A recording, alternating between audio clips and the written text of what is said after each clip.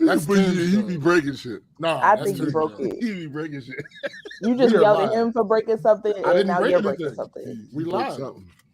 We are live. You don't know that. I you're live. See it. You see my name up there. That says Dead Man. You know what? Sure. All right, I'm signing off. Like, I don't understand what is going on here. This was a mistake. Right. Look, I'm just saying. I can't stand shit. y'all. My notes are in my phone, but I do have some notes, but not about that. Most of that shit's up here. Most of that shit. Because you're an angry man. I don't think that's a good idea. Angry man. What up, McKenna? What up, McKenna? Oh, goodness.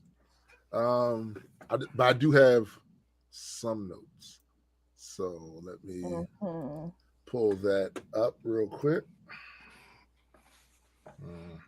Oh, right. I have to share this. Do you have water, Chrissy? Yes. Okay. Well, I have coffee and I have water. Oh, all right. Even better. I needed the coffee, definitely. Right. All right. Let's see. Black Culture Geeks. Boom. Oh, yep, there I am. And share. Sis. What up, sis? Oh, goodness. I'm just preparing myself. Matter of fact, I got a spicy take in my week. So, wow. We going to start. What up, Biddy? What up, Biddy? We going to start off hot. Here you go. Listen. I'm gonna throw the lasso around you the moment I hear something. That's fine. That's fine. That's what needs to happen. What up, people? That's what needs to happen. I'm just saying, like. Okay. Cool. I feel like I should go first, even though my weeks be weekend, because I don't want to go into the you people talk upset. No, I feel you. And the last part of my the last major part of my week that I'm talking about it's kind of incendiary. So I'd rather not go from that right into the no, don't.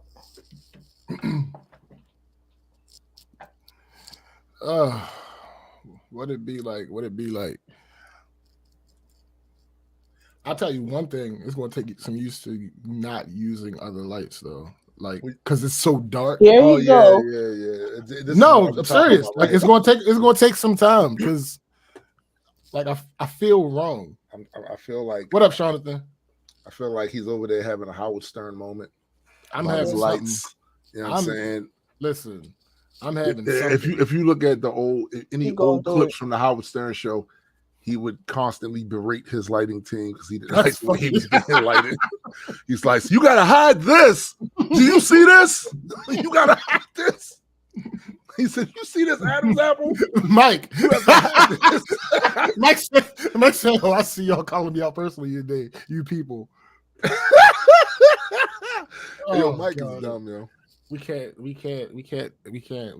All right, let's get this started because this is gonna be a long one. Tim, go ahead and do the honors. Oh yeah.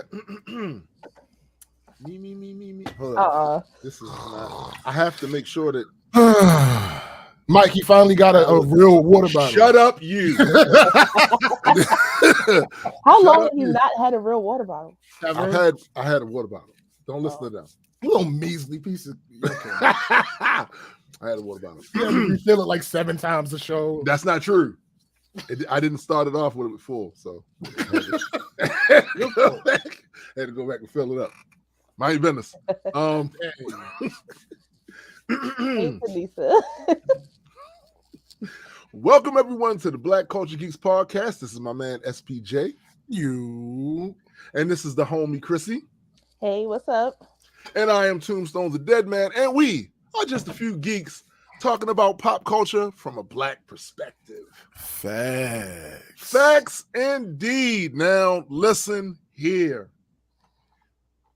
We have a show every Saturday, but today we have a show. Yeah. Right? Yeah, absolutely. And it's even the way we do the show every week. I prefer the production value of this show over the movie we're going to talk about. But we're going to get into that.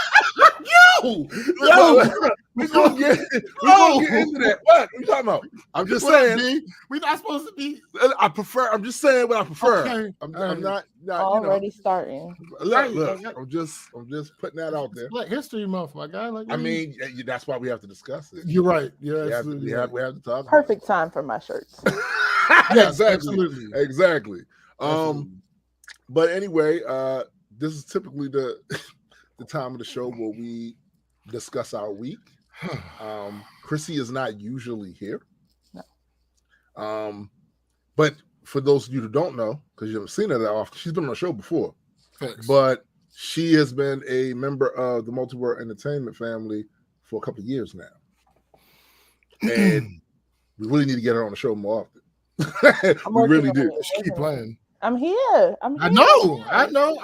No, not the blame. It's just that y'all would pick this time, but we're gonna leave that alone. Well, we waited for Black History Month. Yeah. Because we knew you would wear that shirt. So he was like, yo, that's great production value. What are you talking about? You know what I'm saying? But my son is down here. You looking for the lights? Is that what you're looking for? Really. Okay. I don't have to give you the speech about yes, I do. About the lights. Not Millie in the building. Yeah, he's in the building. I have to give you a speech about the lights. There are things in that bag. In those bags, other than the lights. I need all of those back. Everything intact. I need that. I gotta have it. They're over there. There are 2 batteries charging right there. When them things turn green, they'll be ready. All right, bet. Had to do it. Yeah, do it. I did. Listen, I did the same thing. Important. But yeah. So as far as our weeks, how are we gonna do this? Chrissy is here, has been here for a minute. You want her to go first for her week? Last. I don't have to go first. I can't go last. Okay, all right, bet. I'll go last. Wait. You want to go first? I can go first. Okay. My week is never that bad. Like y'all be having like a lot go on in one week. That's usually this nigga. Yeah, that's what I'm about to say. Always me. No. My weeks be chill. Like I don't know what. Hold first, Chrissy. Before you do that. Yeah. Before you do that, flip your camera. Well, I wasn't gonna say that. No, you. What's wrong with my camera? No. Me? No, not you, Tim. Flip your camera. What I do? How often do you break stuff? Like I don't understand. I watched that show and I don't remember you breaking. I was trying to. What I was about to say was, introduce yourself. Oh. You do a show. I do. Knock up the show. Yeah. And then go into whatever your week was. All right, cool. So I'm Chrissy. I am half of the cast of Heard It Through the Grapevine podcast. It's basically a drama podcast. We talk about the tea. We talk about stuff happening. We've had different shows. We bring guests on. We feature people's music on there. We also have a TikTok for Heard It Through the Grapevine, which we're trying to start up, and Instagram. So I will make sure that y'all have all those links. But yeah, my podcast is, we need to do it more often, but we talk about marriage, relationships, sex. Sometimes our shows are 18 plus. Other times they're chill. Like we have gamers. We talk about gaming. We talk about whatever's going on in culture, basically. So yeah, I'll leave all that for y'all. Heard It Through the Grapevine. Other than that, TikTok is where I've really been recently. Like I've recently passed 1,000 followers, which for me that's like pretty dope. Goal. Yeah, because I can go live now. Absolutely. But going live on TikTok does not work well for me because I don't know how to not cuss. So wait a minute. So is curse? See, I've never gone live on TikTok. Oh no, they care. They care. They care about all that. They care. They care about you can't use certain words. Yikes. Yeah. It's a whole thing. Yeah. It's a whole thing. Especially if you put captions up. So like I did a video with Jenna, who was the other half of Heard It Through the Grapevine, and we were talking about sex. And I was like, all right, we're going to be very careful. We're not going to say the actual word You're not gonna say the actual word sex. Yes, and we said it one time, and I posted it, and as soon as I posted it, they took the audio off.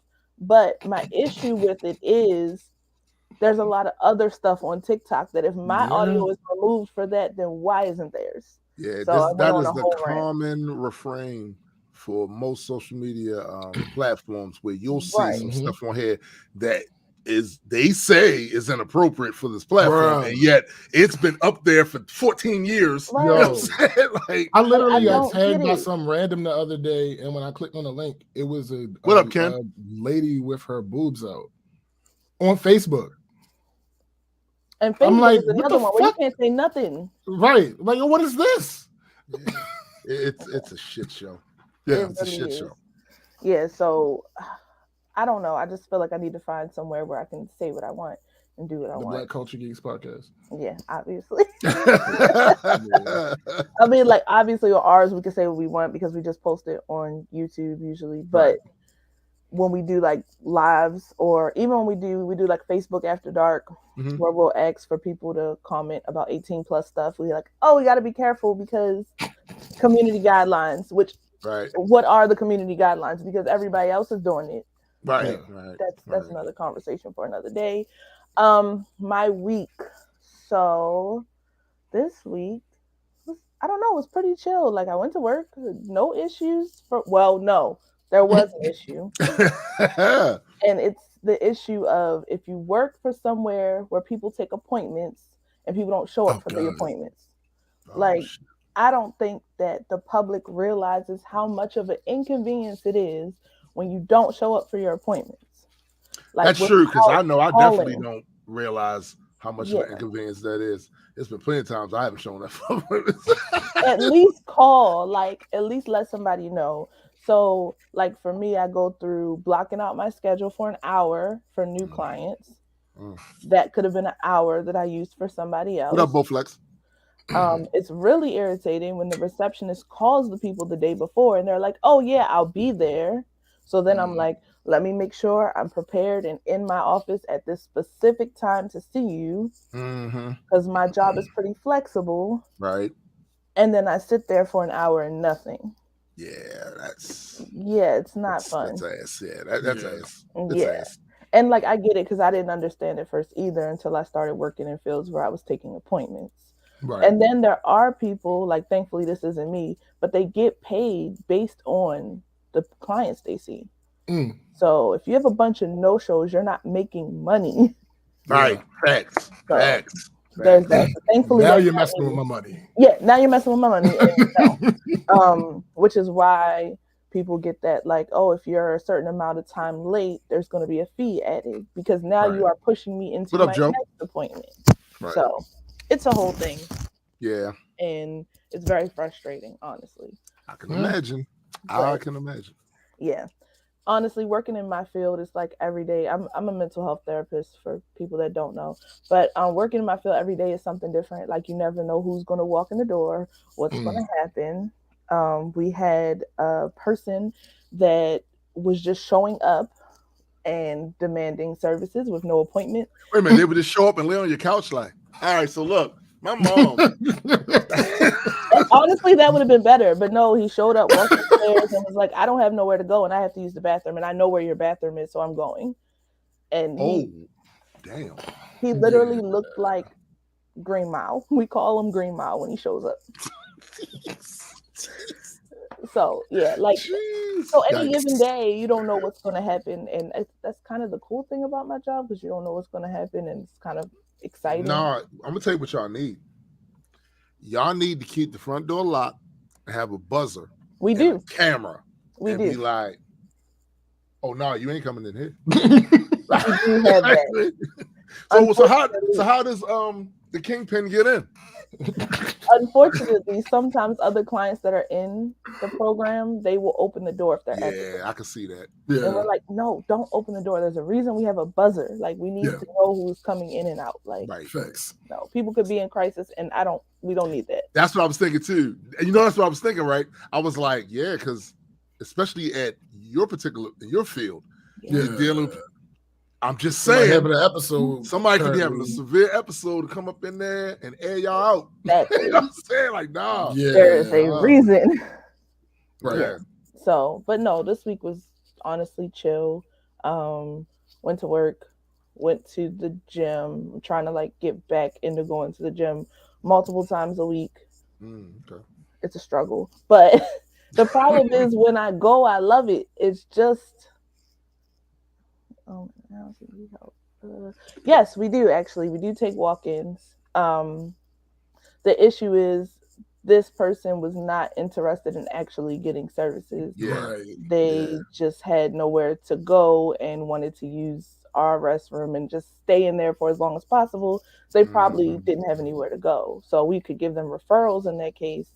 But yeah, we do take walk-ins. The only irritating part is there's not a lot of us. So like sometimes we just can't do a walk-in at that moment. Right. But yeah, we do. Right. So basically somebody with the bubble guts. Yes, that's exactly what happened. Goes up in there. I don't use your bathroom. And this, that, and the third. And he goes up in there and he airs the bathroom out. Yeah. He airs it out. And then he leaves.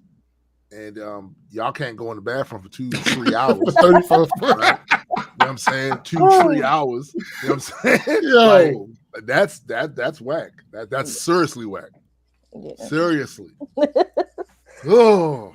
Yeah, it was bad. But other than that, went to the gym. And the problem with the gym is I love it once I get there, but it's the getting up and driving to the gym. Like once I'm in there, I feel great afterwards. I'm like, I'm so glad I came. And then I'm not going to act like this the next time. And then you act like that. Exactly. Exactly. See, what the funny thing is for me, I'm like that for most stuff, except for the other end of it where you were happy to be there.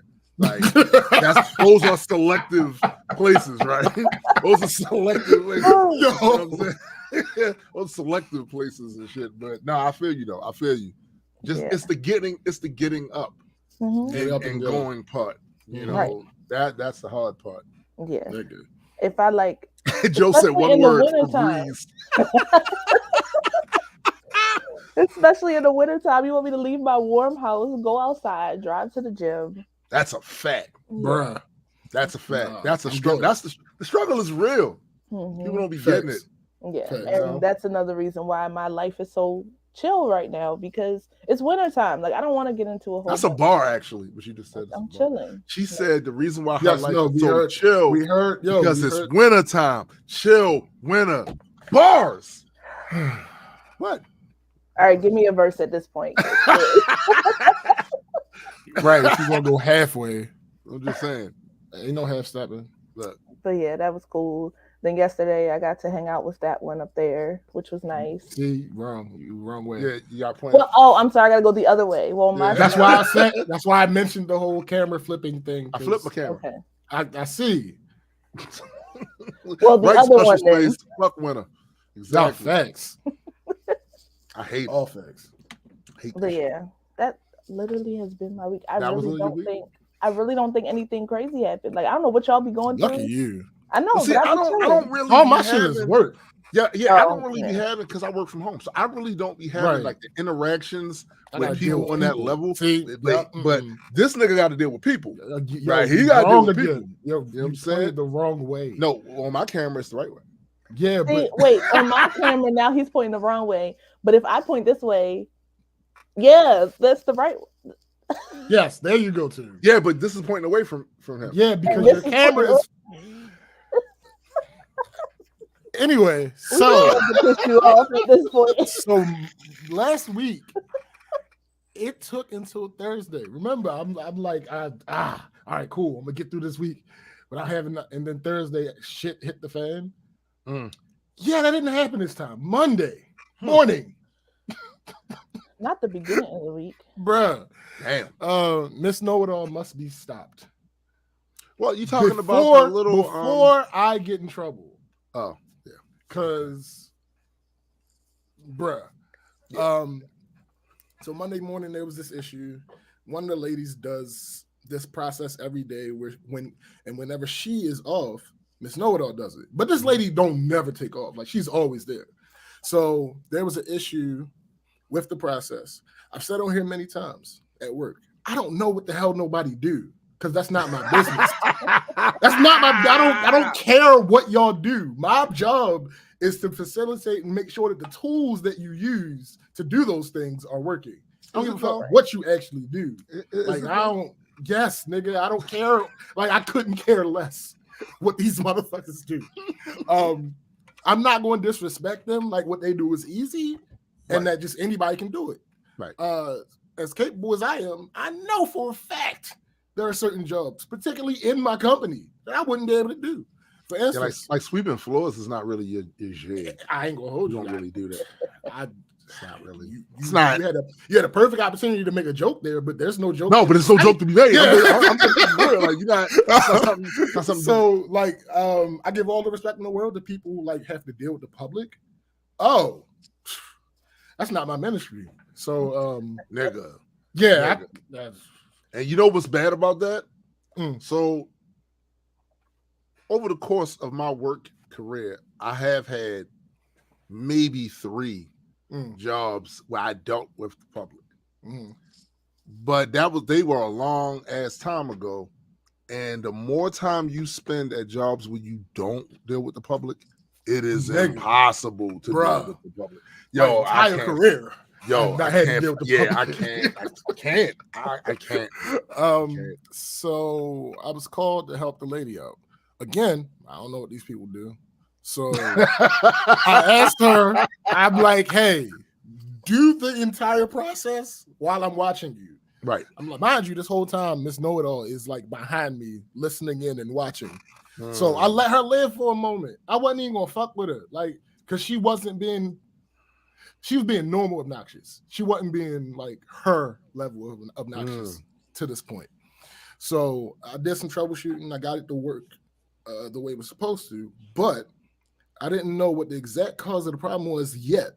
Because and I didn't want to keep doing the process over and over because it's a daily thing that she has to do, and I didn't know if there would be an issue if it was in there more than once, right, or whatever the case would be. So I effectively couldn't complete the process of the scientific method for real. So there was something in a place that it didn't belong, which had nothing to do with the process itself, and the lady didn't cause it, but Debbie was commenting on that as if the lady was walking, or like as the lady was walking away to take care of something. And I responded to Debbie, oh, that's just user error. Again, we were talking about something else. We weren't talking about the lady. Right. Here come Miss Know-It-All. Yeah, it was user error and it's too much. So I respond, no, we weren't talking about what just happened. I'm talking about something else. And I don't know yet. You. That's a fact. Ladies and gentlemen, you know, it's if I was a wrestler, my catchphrase would be mind your business. People know me for telling motherfuckers mind your business. This is one of these really, really right? Ironic. Yes. Shut up. I know my bad. I didn't shut up.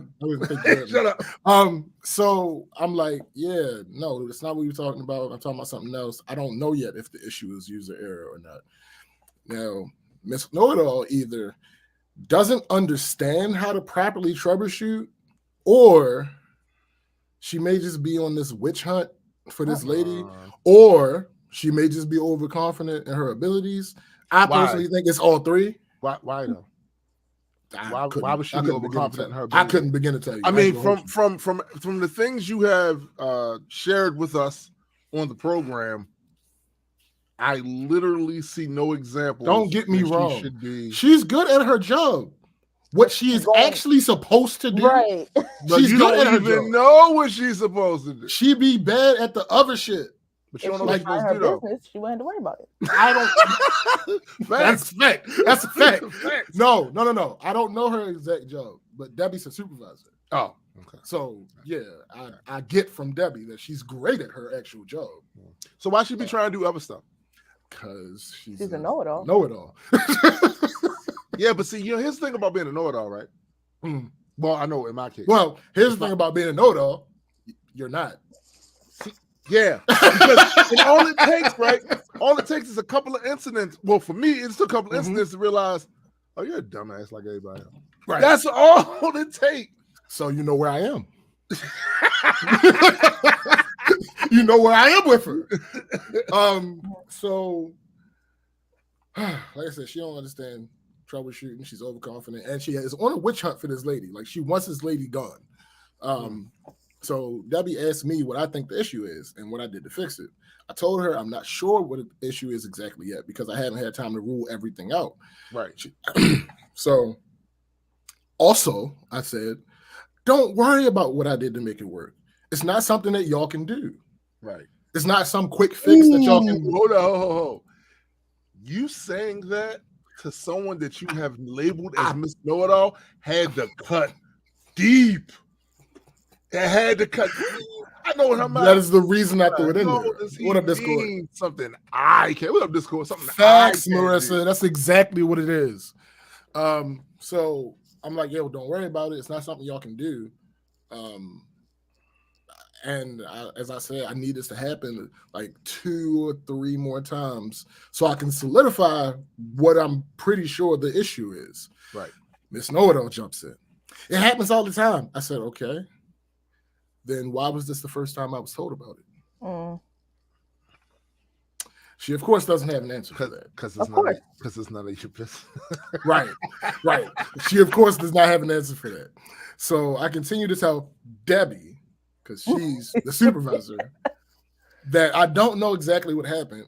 I need to be made aware if something goes wrong. Yeah. Here goes Miss Know-It-All again.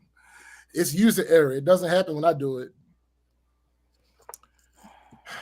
Okay, well, let me engage you now. I'm not ruling user error out, but it's not that simple. She says, well, maybe it's her like fat fingering something. I said, no. She need to be real careful with her usage of words. Shut up before you get me in trouble. God damn it. I said, no, the issue isn't a data entry issue. It's happening when she clicks on the batch file, and it's automatic after that. She couldn't possibly mess anything up after clicking on the batch file. The batch file is going to do what the batch file is going to do no matter what. And then she says, well, I'm not here to see exactly what she does, so I can't fix it. Then what? Ho. But it's also not her job to fix it, right? So I said, I say to her, it's not important for you to see what she does. I need to see what she does because I actually have the capability to fix it. At that point, she left out shut some up. shit. Yeah, listen, again. The other thing was supposed to be, and you. My initial statement was, I need her to get it together before I get in trouble. And if she continues down this path, there are going to be at least one instance where I'm not able to bite my tongue, and some other things come out that probably should. Hey, finally went off. Aha! It was on battery power. Actually, hold up. Was it on battery power? Or is there a timer? Let's find out. There was an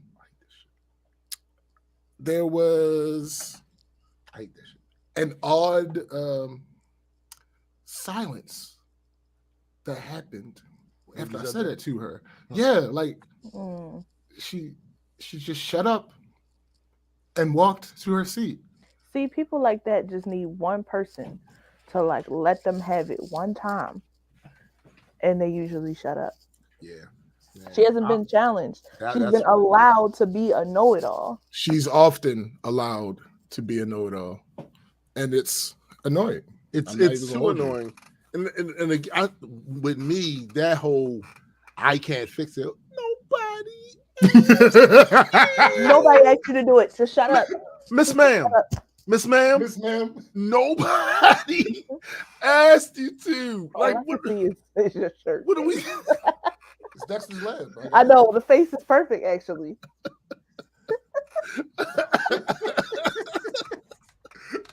But like, that's what I'm saying. Like, it's not your job. It's not your business. No, not how to fix this thing. No one asked you. Not a single solitary soul. And if you wanted to help that bad, you saying this always happens. Well, you didn't make no effort to contact me and tell me, or actually be helpful. Right? You have you know what? That's it right there. The only thing she came there to do was to wag her finger, right? Exactly, and talk about how this one don't know how to do this, right? That's you could have shut the fuck up. Always an option. And watched and seen if something I was doing was something that you could possibly do. Right. You could have even done that. Right. Sure, that's still not your fucking business. But it's really not. But that would have been potentially helpful. Yes. Right. But no, she didn't. She decided not to do that. Anyway, small tidbit. Particularly because it's Black History Month. Particularly because we're talking about you people today. Particularly because this is the Black Culture Geeks. I need to make sure I stress this. So, small tidbit. Debbie was doing something where she was writing people's names down on papers that she was giving to them. She wrote somebody's name wrong. And I only know that she wrote the name wrong because she said it out loud. She said, "Oh, I spelled her name wrong." Oh, she won't care. Ma'am, you better spell that Black woman name right. Miss Ma'am. We're not doing that. Not doing Black History Month, definitely. Now, the funny thing, this goes back to something we talked about before we went live. People can have the best intentions in the world. Yes, 100%. I know that I've known Debbie since I was 16 years old. We hang out outside of work. We go on vacation together. Right. Excuse me. You do not intentionally at this point, because you know it's wrong. Now you know it's wrong. Right. You do not intentionally misspell a Black woman's name, because there are probably so many times in her life where she had an issue with her name that somebody else brought to. You don't do that. So, classic example of that. All you have to do is just talk to my wife. Bruh. Nigga, anytime I go to text her, it takes me 7 minutes because I want to make sure. I thought it was the right. Bro, I'm going to tell you something. Half of the reason I think that when me and her first met, this became a thing that lasted 14 years is because I always got her name right. I always pronounced it right. It matters. That shit matters. Right. It does matter. That shit matters. So, all right. Hot take alert. But y'all going to have to listen to what I'm saying. Like, please don't overreact. All right. Okay, but here's the thing, right? Your placement, the placement of the idea matters. I know. I tried to structure it as best as I know how. If you go too long, listen. I think I got it, but again, what up, E? We just gotta figure out a way to cut his light off again. If I mess up, I mean, I could just do this, and then he can get himself together, right? He gets something together, and then he come back. You know what I'm saying? Like, if I mess up, blame not you talk about the whole show, not my heart. I promise you, it's not. You just gonna have to listen. It's gonna sound it's inevitable for me to say what I gotta say without it sounding bad at some point. You just gotta power through. It is what it is. Listen, at this point, all right. So at least I'm a guest. Let me say what I want. People be just as clueless when they're trying to defend people, as they are when they try to attack people. No, that's facts.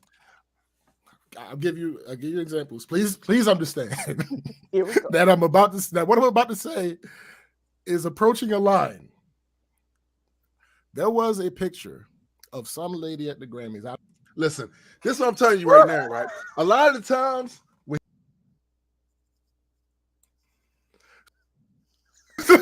I don't watch the Grammys, so I don't know. I don't know her name. I ain't never seen her. Well, I might have seen. I'm bad with faces, so I don't know if I've seen it. But Black woman, relatively slim figured, but she had on a dress that kind of highlighted the fact that her breasts are a bit lower than some people may deem ideal, right? Lower, higher breasts. No, listen. People were online doing what people online do, right? See, and that's a problem. Wait. So they were making fun of her. Yeah. That's wild. That's not cool. But you know what else it isn't? What? It is not an attack on natural bodies. There are plenty of women who have not had surgery and still don't have boobs that look like that. It is a specific attack on a specific type of situation. Address it as such. Right. It is absolutely fine to defend that woman because that shit should not be happening. However, don't bring a bunch of other people into the conversation that don't need to be in the conversation. No, it's facts. But I will say this.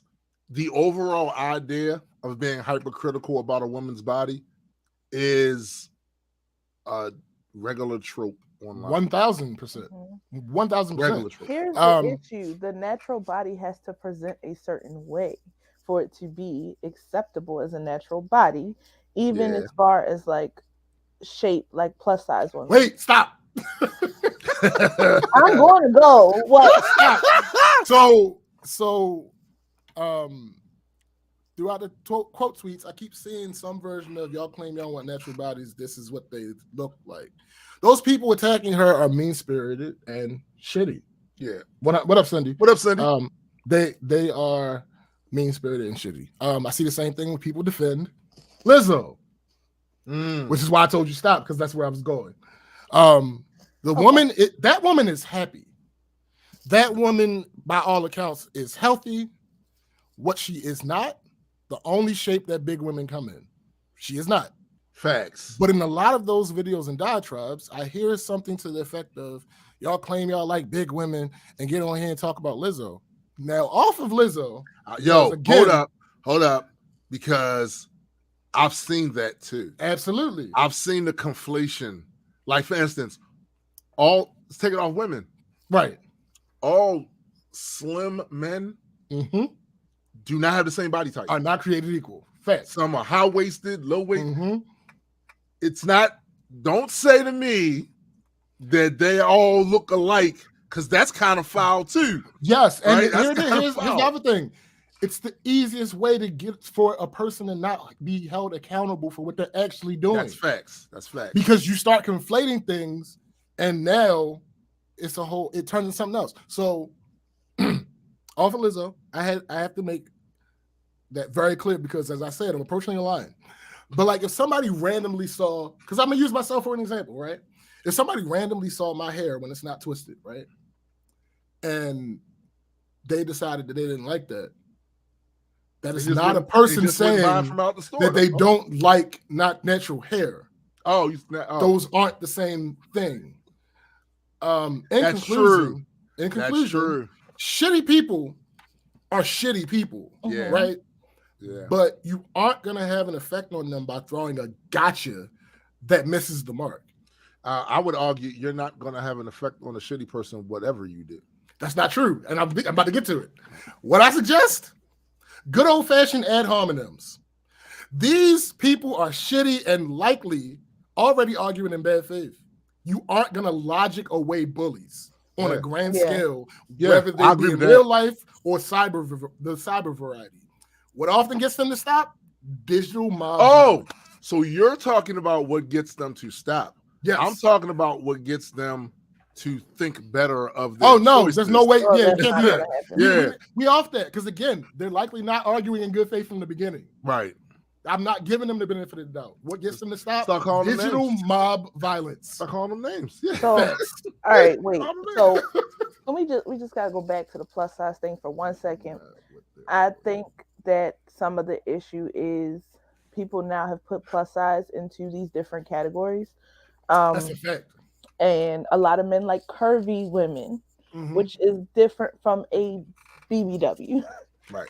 It's just different. If you like a curvy woman, she could still be straight size, which would be, can fit in straight size clothing. Right. And some BBWs are curvy. Yes. Facts. Some. But people, when they say like, oh, I love big women, and then you see them with a specific type of big women every time. Other big women say you don't actually like big women, you like curvy women, and that becomes a whole other argument. Yeah, which here's the thing. It really shouldn't be the this hard.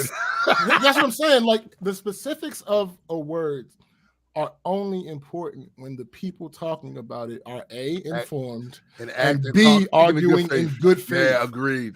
There's no other scenario where the semantics of the word matter. Because they don't care one way or another. They're not trying to be right. They're not trying to be accurate at all. Right. That's the point I'm making. Like, yeah, what the reality is in the specifics is always going to be the reality in the specifics. Facts. But these motherfuckers don't know or care about that. They don't know and they don't care. They're there to be punch them in the fucking mouth. This is right. This isn't a misunderstanding. They're there to be mean. Punch them in the face and keep it moving. Digitally. Again, digitally. In person. Very you know what? The fuck? In person. Offline. Yo, no, we're not at the restaurant. No, niggas, no, we're not doing that. Oh. Don't listen to him. Yeah, please don't. All right, the last thing. Speaking of shitty people be shitty. Like, no, seriously, listen. That's the lie of the whole podcast. You gonna figure out how much you gonna figure out how much of a bar that is? You people listen, be shitty. That's funny. I'm not gonna do that though. Because I don't think we can put that in the title. But you gonna understand how much of a bar that is when I finish. So with social media infiltration being at an all-time high, and awareness of social awareness being a byproduct of that, I've seen this very stupid narrative over the past couple months. There's this idea that these issues of homophobia, transphobia, racism, ableism, sexism, etc., don't really happen in real life, and that people don't really act or think that way in real life. Bro, they've been using that same trope about racism in this country for the longest time. So I've always just chalked that up to people wanting to generally save face so they don't show that side of them to most people, right? While I still think that's the biggest factor, I've overlooked another one. What's that? Some people don't have no shame, so that last one wouldn't apply to them. What it is that particular instance has never come up for them. Yo, that 100%, 100% that. Nigga, I knew this one lady for years. She's been at my job for years. Been over her house before a couple of times, been out to eat. The other day, I was at the job she worked at. She was talking about the Grammys. First of all, I already wasn't interested. Actually, Marissa, shout out to Marissa. She's kind of what awakened that in me. Side note, I never really put two and two together. Again, shout out to Marissa. She played a big part in why I generally don't engage in a lot of shit that I don't like anymore because of a conversation we had. And I was like, you don't mean it this way, but I'm going to like make it extrapolate to the biggest, and I'm going to apply that shit to everything. Right? So that's what we're going to do. So shout out to sis. But yeah, the Grammys were made by white people for white people. In general, in this country, white people and black people view what's good entertainment-wise differently sometimes. So the idea that what we think is the best thing is supposed to win every year is not only us being gluttons for punishment, it's also unrealistic. Right. It's never going to be that. That's not going to be the case. People being mad that Beyonce didn't win the album of the year the same night that she broke the record for a Grammy wins ever. Right. Is a whole nother topic that I won't get into because we ain't got a bunch of time. We got a packed show. But I will say this. I have not listened to Beyonce's album. I have not listened to Bad Bunny's album. I have not listened to Harry Styles' album. What I do know is that Bad Bunny was the biggest act in the world this past year, and he had a record-breaking worldwide tour based off of that album. But can we also say though, and that maybe we at a certain point have to recognize that everything about the Grammy is not about what was good. There's That's a a lot of fact. politics. That is absolutely about who gets factual. chosen when. Correct. And it's the same with any other of those other award shows. All of them. Yeah. It's politics there. So we getting so wrapped up and angry and mad about your favorite artist not. So what? Yeah. And so what? Right. Like, but did you like the motherfucker? All right. That's all did that they get paid? paid? All right. Right. That's all that mattered. Anyway, so she was talking about the Grammys, and something reminded her of this mini controversy that happened. Apparently, Trevor Noah referred to Sam Smith as he at some point, and people took issue because Sam is non-binary. Mm-hmm. This particular coworker then proceeded to go on a profanity-laced anti-trans tirade. I couldn't do anything but leave. Out there, J.K. Rowling it up. Bro! Right? I'm like, what the fuck? Where did this come from? Okay. You know what? It's what you said. It's what you said earlier. The situation that never came up before. Right. Here's another craziness. Another example. Same week. Yesterday, another coworker who I've known for even longer than her added to my hypothesis. I was coming into work and there were police cars, and I heard a black woman wilding out verbally, just verbally. She was being arrested right in front of the entry door at my job. Right. They had her in the car, but the door wasn't closed yet. Mm-hmm. This nigga was standing inside of our door, looking out with a smile on his face. He eventually said something to the effect of, ain't no reason to do all that yelling and cussing, and people wonder why the police tase people. Then people walk up and only see what the police did, but they don't know. And after this part, I have no idea what he said because I walked away because it was more prudent for me to leave than to cuss him the fuck out. That's the shit that I try to stay composed because I've been to jail and I don't be trying to go back. Shit.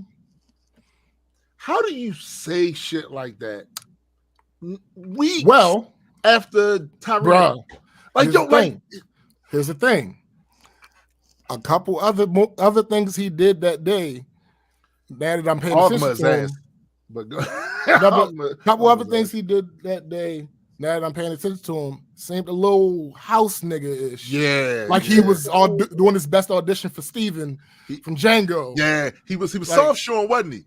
Bro, he was doing hand bone, wasn't he? Yo, like for instance, my supervisor, who's not my supervisor, she had, because in the IT department, we got shit all over our desks, like all types of old computers, monitors, all types of shit. So she had recently started clearing her desk. So he walks in. She short dude. He 5'4", 5'5", something like that. And the way the desks are, they're attached to the walls. So he's trying to dust, and he yo, move this key, because we got little keyboard trays that extend from the desk. And he's like, yo, move this tray for me so I can get to this corner and dust this. I'm like, yo, why are you so pressed about dusting that very far corner? Because if such and such see me, then it might be an issue. What's the matter? What's the matter, boss? What's the matter, boss? We sick. Exactly. Another thing is he empties the trash in my area around 11:30. So anytime I put something in the trash after that, he starts crying. Hey man, why you put all that in the trash? Blah blah blah. That's because that's what the trash can. It's a trash can. For. Yeah, but they throw it on the floor. Here's the thing. Here's the thing. But they gonna think I didn't do my job. Sir. This shuffling ass Uncle nigga, right? The fuck, bro. So let me ask you this: does he come to work with a handkerchief on his head? Cause listen, the fuck, I can't. Yo, I swear to you, bro. I can't with these sorts because we get gaslit about their existence in modern times. They'll tell us, people will tell us, oh, that's a trope from this bullshit. Right. Bullshit. Those people still exist. Those people, let me explain a little bit. The slave who was more concerned over the master's house than the master was. Right. Those Hold on real quick. exist. Sis says, is it trauma anxiety? For him particularly, I don't know enough to say yes or no. I have not. I'll put it like this. At my job, it is incredibly difficult to get fired. Yeah, you said and that. Since I was 16. What up, that random bearded guy? He's been working for this company. So unless it's from some other job before that, I can't imagine that would be it. I don't know. It's that whole thing annoys the fuck out of me, because this is my thing, right? An argument can be made that motherfuckers from that first generation was just trying to survive. Oh, yeah. And we did not all the time show our bravest face in the face of adversity and shit. Absolutely. Motherfuckers was trying that, and that can be an argument, even though we still don't like what happened. Right. The times was kind of crazy. Yeah. But my thing is, motherfucker, if I still got, my grandfather didn't say certain shit because he had 8 children and he knew what they would do to him. Right. Mm-hmm. But he was hoping in his head there would come a day when he, either his grandchildren, great-grandchildren, whatever, would not labor under that. Facts. If I got to still do that, bruh, in 2023, that's shameful. Right. And here's the thing. I work for the same company. I know for a fact he doesn't have to. And that's a bigger point than you realize. Because this is him. I'm gonna say, y'all see me. This is how I go to work. This is like the only difference here from what you see right now when I go to work is I might have a mask on that says addicted to black. If this motherfucker can work here, right? If this motherfucker can work here for all these years, and I'm in a nice little spot, and of course, you've got to know him to know what the fuck we're talking about. But you see glimpses of it here on the show, even though SBJ is a character. But you see glimpses of it here. If he survived it without going, "Mama's a little baby, little short," right? He ain't got to do that either. He don't. He ain't got. I can't stand. I promise you, I can't stand you huckabuck ass niggas. Nigga. I can't, yo. It's the worst. Like seeing it in person, I'm just like, yo, you disgust me. Really? Yes, really. Like that was the only thing I could really. Okay. And to live like that, because now I'm like, is that how you just live your everyday life? Like that has to be tiring after a while. So it makes sense when he hears about the podcast and he's like, why you gotta have the word black in there? See, yo, all right. Now I'm about to go off. I'm done. I'm about to go off. I'm just gonna walk off. Yeah. Why you gotta have the word black in there? Don't worry about it, sir. It's not for you. Why you gotta be ashamed? Yeah, really. Yeah. Because here's the thing. Here's the uncomfortable truth. You can run around this motherfucker and do cartwheels under this humanism banner as if nobody else in the world is ever going to see you for what you look like, and then place the scripts to you based off of what you look like. Correct. But that's not what's going to happen. In reality, no matter how much we try not to, people will shorthand your existence just by what you look like. They will shorthand it. They will go, "Oh, you're this, so you must do this. You're this, you must think like this. You're this, so you must act like that." They will do that, and they will continue. That shit is not going to change. The idea that you running around here trying to exclude black when you're black from your vocabulary or terminology is absurd, and it's actually a form of fucking abuse. That you're displaying traits of people that have been abused and made to feel ashamed of who the fuck they were, which is the thing. When you got people who that never happened to them.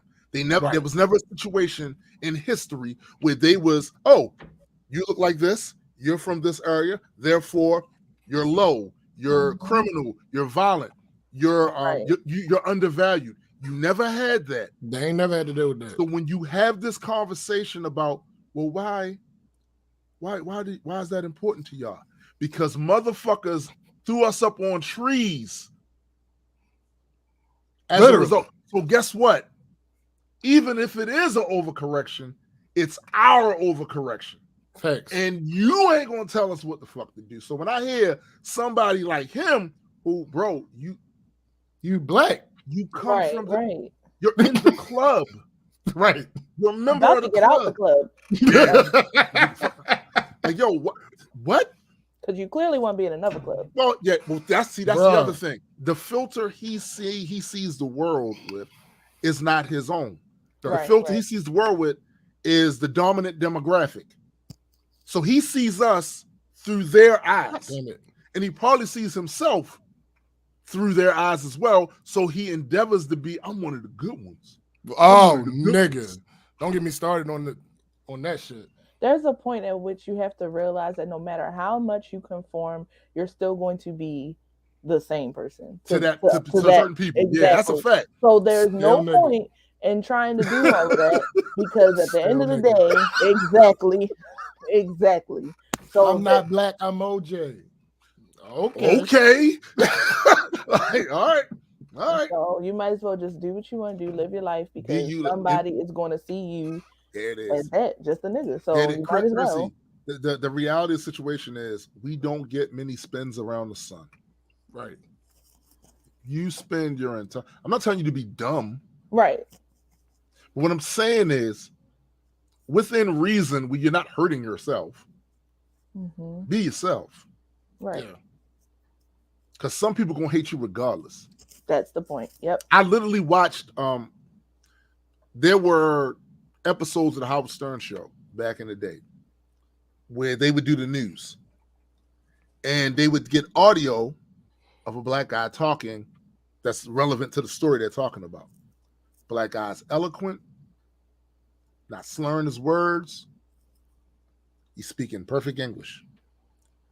And when they would go and mock him, they'd mock him using the same old tropes from Amos and Andy. Yeah. So what does that tell you? Right. It doesn't. It's not about what you actually do. Side note, that's why I like Conscious Lee. Yes. 100%. That nigga does 100%. not, he does not conform to speaking quote unquote properly. Nope. At all. Nope. He be saying words wrong and everything. Mispronouncing and don't shit. Give a fuck. Don't fucking don't give a fuck. Don't matter. Because it's not, he's literally been a professor. Yeah. So it's not that he's lacking in intelligence. Yeah. Right. Yeah. So yeah, I love that, bro. That's crazy. I ain't gonna hold you. How often have you? So you've worked with said person for years now. He's been there for years. Well, how often have you been around him? Before I came downtown, most of the time I was around him, and we didn't really interact with white people. Right. So that never came up. Right. But once he came downtown, I saw a whole different side that I ain't never seen another day in my life. Mama's little baby love show. Fucking Steven from Django ass nigga. Right. Thanks. Fuck out of here. But yeah, that's my week. Oh, somebody got fired for So it happened. Listen. It happened. Listen. Here's the dumbass reason why she got fired. This idiot, and I have to call her an idiot because not calling her an idiot would be disrespectful to everybody else. She got fired for copying and pasting her call-out text message, but never updating it for the current excuse. So like, for instance, she would say, hey, I'm not going to be able to make it in today. I'm having a family emergency, right? That would be on the 2nd. Right. Then on the 6th, hey, I'm not going to be able to make it. I'm having a family emergency. Then on the 15th, hey, I'm not going to be able to make it. I'm like, what? Why would you even do that? What? Oh Change my. the text. Now, Yeah. unless, like in my situation, I don't call it that often, so I can say this on air because it don't matter. I copy and paste mine, but mine is generic. Yeah. Right. Hey, I'm not feeling well today. I don't think I'm gonna be able to make it in. Right. Super generic. Not, oh, I'm having the same problem that I had 2 days ago and 2 weeks ago and a month ago. No, nigga, what is wrong with you? That don't make sense. People be listen. People do be stupid though. They do. They can't help themselves. That part. But yeah, that's my week. So my week was nowhere near as exhaustive as SPJ. Oh God. There are things that took place that, for the most part, positive. We got the artwork for the cover art for the next issue, right? And we're doing variant covers of the comic book. So I got to see some of that art, and that's in various stages of being finished or whatever. And that's a good thing, because the thing that was keeping us from hold on quick, sis. No, that person, as ironic as this may sound, the person who is like mooching the email account, he's actually like middle management, if not top management. There's no reason for him to be doing it, but he does anyway. But anyway, go ahead. Right. But yeah, that's the thing that's been keeping us from doing the Kickstarter just yet, because we wanted to wait until we had the cover art done, and I just hit the colorist up, and as soon as I get a response from him, it usually doesn't take him long to knock it out. And we're using the same colorist we use for issue 0, so all of that shit should be. I knew it was something I ain't like about you. Out here being colorist and shit. Shut up. Shut up. Oh, my bad. Hush it up. One thing that happened this week, and you guys will probably get more details on this. For the longest time, there was certain gaps in the lore that got filled this week on Gray's end, and it was what he did was insane. I don't want to spoil it, but it was completely insane what he did. And this shit is that might be a book all on its own, for real. Like what he did, crazy. This is something that I observed though, and it's actually kind of connected to that, because Gray did a lot of this with the help of the AI assistant. I think people have underestimated what happened this week. They don't see the relevance of it. But there was the first AI battle that took place, and the big dog took a serious L. Google has been running around this motherfucker scrambling for weeks now, since OpenAI, start getting all this popularity with the Chat GPT shit. They've been running around this motherfucker telling us, we got something. It's way more advanced than theirs. It's not real. So this is what SBJ been saying. Like, that shit ain't. It's not real. That shit ain't real.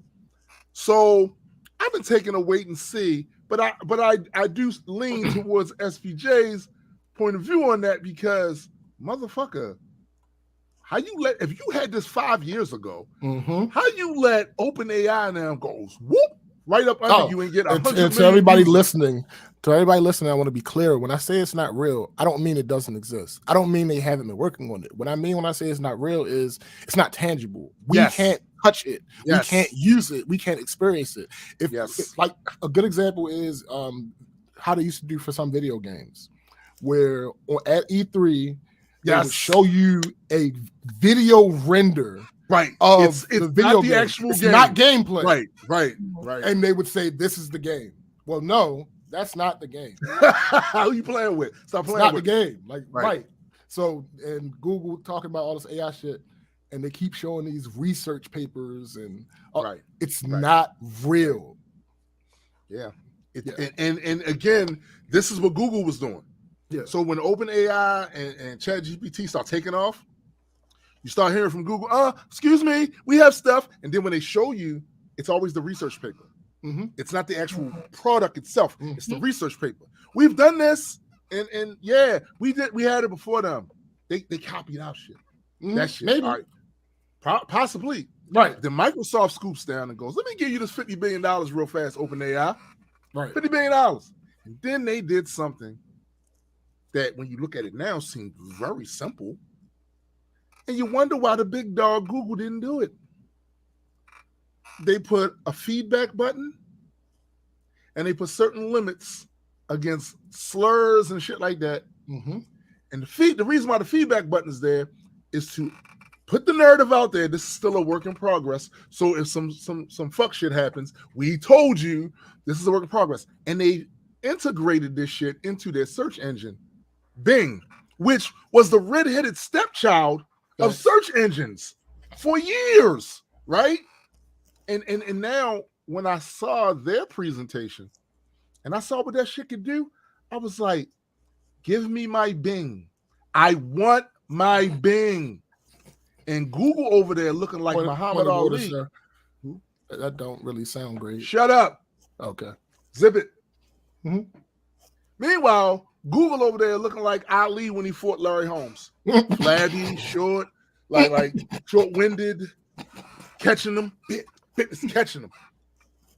And this is the big company. And if somebody would have told any of us last year around this time, last month around this time, somebody would have told us that Google was going to get socked in the eye and be getting up trying to put the mouthpiece back in their mouth. If somebody told it, we would not have believed them. Yeah. But here's the thing. And I knew it on an instinctual level, but I didn't know, it wasn't confirmed to me until the guy that's running that show to Microsoft, when they asked him about monetization, he said, well, the biggest form of monetization in the world is search engine. Basically what he's saying is, we don't need to put a price tag on this. We just integrate it in with the technology and get more people coming to our search engine. Yeah. And we take a chunk out of the market from the big dog. Now, that's not to say that Google is down and out. They got YouTube, and YouTube is a juggernaut. But 60% of the revenue shit that they come in is off that search engine. Now, hold up. I have a question. Is that Google or is that Alphabet? Explain. So Alphabet is the parent company. Mm-hmm. Alphabet owns Google, YouTube, all that other shit. Right. So is it Google 60% of Google's income or 60% of Alphabet? Well, from what I saw, they said Google, but Google could have been they're making an interchange because people use right. You know what I'm saying? Because people, in the way the person was writing the article, he could have done that, but that's what I saw, and it was like, wow, B. Listen, that presentation Google did was embarrassing. How many of you are old enough to remember when Steve Jobs did the presentation with the Apple phone and couldn't get the internet to connect? Mm-hmm. This is worse. Yeah. Oh, much worse. This is worse. So how do we use it? You don't right now. Right? What? Sir, what do you? But there's up and running. Right. We had it first. Okay. Bowflex says that I noticed it because I didn't use Bing. Bing would give you rewards for such. They do. Yeah, they have a reward system over there because they're losing so poorly. Let's be 100% about what it is. They're so far behind Google prior to this AI thing that they would be pimping themselves out. And this is the thing about it. Bad for them. Great for us. Right? Great for the consumer, right? Great for the consumer. So again, this is looking bad for Google. They really took one on the chin. And the thing with the whole Bing AI integration thing, you can actually go on a waiting list to get it now. They're rolling it out slow. And guess who's on the waiting list? Tombstone the Dead Man. All right, so I have an update. They have to have been talking about Google because the other things under AI's umbrella are vast. Wow. And they are not. None of the rest of them are really internet related. Right. So yeah, they have been talking about Google itself. Okay. This is an embarrassment of riches. And the other thing about connected to this is that I think people are really underestimating how much this is going to change a lot of shit.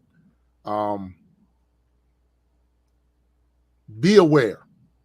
Just be aware and be tuned into this shit, because there are things about it that can potentially benefit you as an early adopter who embraces the technology, embraces the change. There are opportunities here, business opportunities here, that I think some people are overlooking because too many movies taught them to fear AI, right? So yeah, there are some bad things there. Don't get it twisted. There are some bad things that could happen theoretically. Without question, yeah. You know what I'm saying? And it's going to be a transitional period. I always like to say, IA warned us about AI. Yeah, facts. I mean, facts. And it's like those things can happen, but they're more likely to happen if the general public is unaware and does not embrace it, and then doesn't look at the potentiality of it enough to say something to the government and to these corporations before they install this shit all over the goddamn place. Because as much as this shit is growing now, in 5 years, watch the fuck out. Because it's already outpacing Moore's Law. Watch the fuck out. The time for us as regular folks to understand it, use it, and then get in the ass of the government and these corporations before they do some fuck shit. Because we don't have to talk about it, but they talking about it. They talking about what they want to do with this shit. God damn it. Yo. The worst part about this, worst part about this is Alphabet made over 100 billion more dollars than Microsoft last year. So this wasn't an issue of a lack of resources. No, not at all. This was Google sleeping at the wheel. That's it, bro. It's funny that you mentioned that number, 100 billion, because their stock value went down 100 billion. Facts. Crazy how that works, right? Crazy how that works. So like Sis says here, it's a gold rush at the moment in tech if you adapt. Facts. And the little bit of stuff that they're spoon feeding the public. You know how much productivity me and this nigga done got done since this shit came out? Holy. Well, all I'm saying is don't sleep on it. Yeah. Don't be afraid of it. Or do. Don't be afraid of it, though. Yeah, don't be afraid of it. But if you sleep, you can sleep on it all you want. Yeah. Because we'll do the content and yeah. The stuff. Because guess what? Because we woke. Yeah, I said it. Facts. I said it. I said it. Absolutely hilarious, actually. But yeah, that's pretty much was my week. All right, let's get into the main event. God damn it. I don't know if I'm ready. So, all right, this is what we're going to do. I already imagined, number one, that our levels of disdain would be in a similar ballpark, but it would be a cascading effect. Tim would be at the top, I would be at the middle, and then there would be Chrissy, right? Yeah, probably so. And I also figured out, even before I did it, I knew that I would have more notes than everybody else. Yes. Something told me you would too. Hey, listen, it is what it is. So this is what we're gonna do. We're gonna introduce it like this. So again, last week I told y'all we were gonna be talking about the movie You People on Netflix. Let's talk about it. All right. So I want to reiterate a point from a hill that I would absolutely die on. It is absolutely okay to like bad. Yes, 100%. 100%. It's absolutely okay to like bad movies. A movie doesn't have to be technically sound in order to be able to hit those check those boxes for you. Yeah, for you to enjoy it, for you to be entertained by it. It don't got to be technically sound, you know? Right. That being said, I personally I probably could, but I'm not going to speak for the other two people on the show right now. I personally never need another Guess Who's Coming to Dinner remake as long as I live. Here. The only reason I watched this one is because I felt I would have conflicting opinions. The only reason I watched this was because my wife and daughter was watching it and I was in the room. I love some of the actors. Yes. I hate the director. I hate the director. If Kenya Barris is going to do anything, you can guarantee this. It's going to involve interracial relationships and or mixed people and tennis shoes. Yo, the other thing is real curious to me about Nigeria Barris is that I feel like the stuff that he's done that I liked. I really dislike you for doing that, but okay. The stuff that he's done that I've liked, I feel like the only reason why it was as good as it was is because it was in collaboration with other people. Sure. Who are but this is in collaboration. This is in collaboration with another person who is super talented. So that's why I was like, all right, I'm probably gonna have conflicting thoughts. Right. So now I don't know, the shoe thing might be new, but the other part has always been his that's always his yeah, the other part has always been his modus operandi. People on the internet talk about this, but I don't know if they realize how much he depends on it. So leans on it heavy. So he wrote the third Barbershop movie. Mm-hmm. Now that's not entirely his fault because that relationship, I believe, started in the previous movies and he wasn't involved with the previous movies. Right. All right, cool. Right. Cool.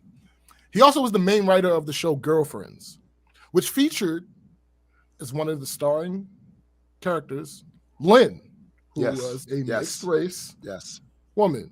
Mm-hmm. And I like Girlfriends, actually. Absolutely. Oh, I love Girlfriends. He was the main writer of the show The Game, which featured, my wife watched that. I love The Game, but it also featured two of the main characters in an interracial relationship with a child. So both interracial relationship, mixed person. He's also the creator of Blackish, Grownish, and Mixed-ish. Yeah, I liked a lot of what Blackish did. I liked the stuff that I saw. I never really got into it. I liked a lot of it. Like every time that I did watch an episode, I was like, okay, I like something. I liked a lot of what he was trying to do there. And I'm a fan of Tracy. I'm a fan of Anthony Anderson. I'm a fan of Dion Cole. I'm a fan of 100%. What's her name? What's her Jennifer Lewis? Yes. I'm a fan of these people. So the point that I'm making is absolutely nobody was surprised when his big screen directorial debut was a remake of Guess Who's Coming to Dinner.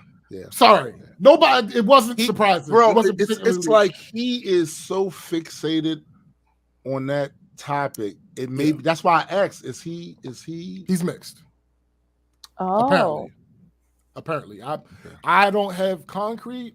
I haven't seen him say it. Right. But I keep seeing other places. I mean, if so, that makes sense. That makes sense. Yeah, it does. It does. All right, so representation, so he's gonna make it happen himself. I get it. Facts. We're gonna start with these two before we get to our actual stuff. We're gonna start with these two articles that I had seen. Okay. Oh my God. Oh shit. What up, babe? Oh shit. You muted. We don't hear you at all. We just don't hear you. No, you good now. You good? No, it's too loud now. Too loud. Back up. You hot. You hot. There we go. Yo. Yep. There you go. What's good, Chrissy? Hey, what's up? Long time. I know, right? You came almost just in time. We about to start this You People shit. So. Bad. Yeah. So let me read these articles. All right. So first article. Where's the love? You People, the frustration of Kenya Barris and Jonah Hill's interracial rom-com. More than 50 years after Guess Who's Coming to Dinner, this alleged romance makes the same critical mistake. Watching Netflix's You People exhumed a mostly forgotten memory of a conversation inflicted on me before I got married, courtesy of a girlfriend of mine. My engagement status is pertinent here because it inspired her to ask me out of nowhere if I was sure that I should marry my fiance. This person's concern had nothing to do with any of the reasons I said yes to my eventual spouse, such as his loyalty, his kindness, his sense of humor, his intellect, and his usefulness. Never underappreciate a partner who can wield a hammer. No, it was solely about his whiteness. Do you really believe you have enough in common? She asked me, but her tone betrayed a different meaning. She wasn't questioning my belief as much as voicing her doubt that a marriage between a white man and a black woman could work, let alone be happy. My ultimate answer is the nearly 3 decades of partnership we're still enjoying, which she's long since accepted. But that night, she was not convinced. Looking back, I get it. Her exposure to interracial couples came by way of TV shows and movies portraying them as taboo, destructive, or doomed, and the people who dare such romances as naive and unable to consider the broader consequences. This conversation long predated the interracial family in those Cheerios commercials and all the other culturally blended spokes couples that followed. Way back then, when popular culture explored black people and white people falling in love, it was through stories where such pairings ripped families and communities asunder. Here are the stories that likely played some part in informing my friend's concern. Spike Lee's 1991 Jungle Fever, Wesley Snipes' lawyer's affair with his secretary, played by Annabelle Sciorra, ruined their relationships and both their families.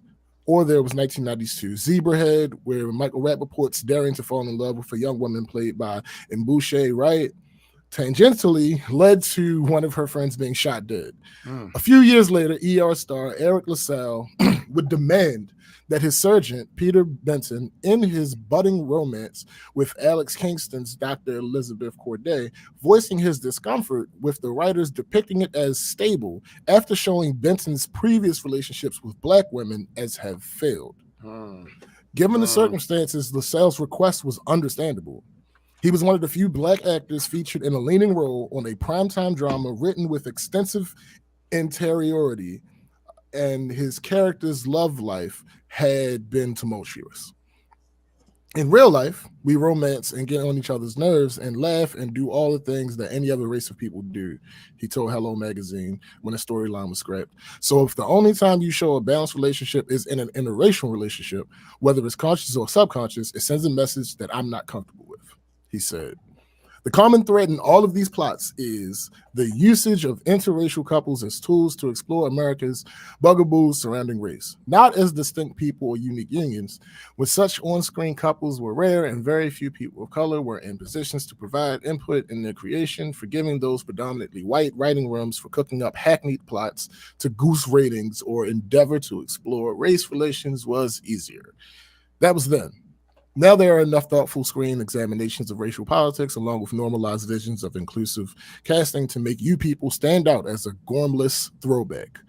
Also, people like Kenya Barris, who landed a $100 million deal at Netflix in 2018, only to walk away from it in 2021, have the power and should have enough awareness to do better.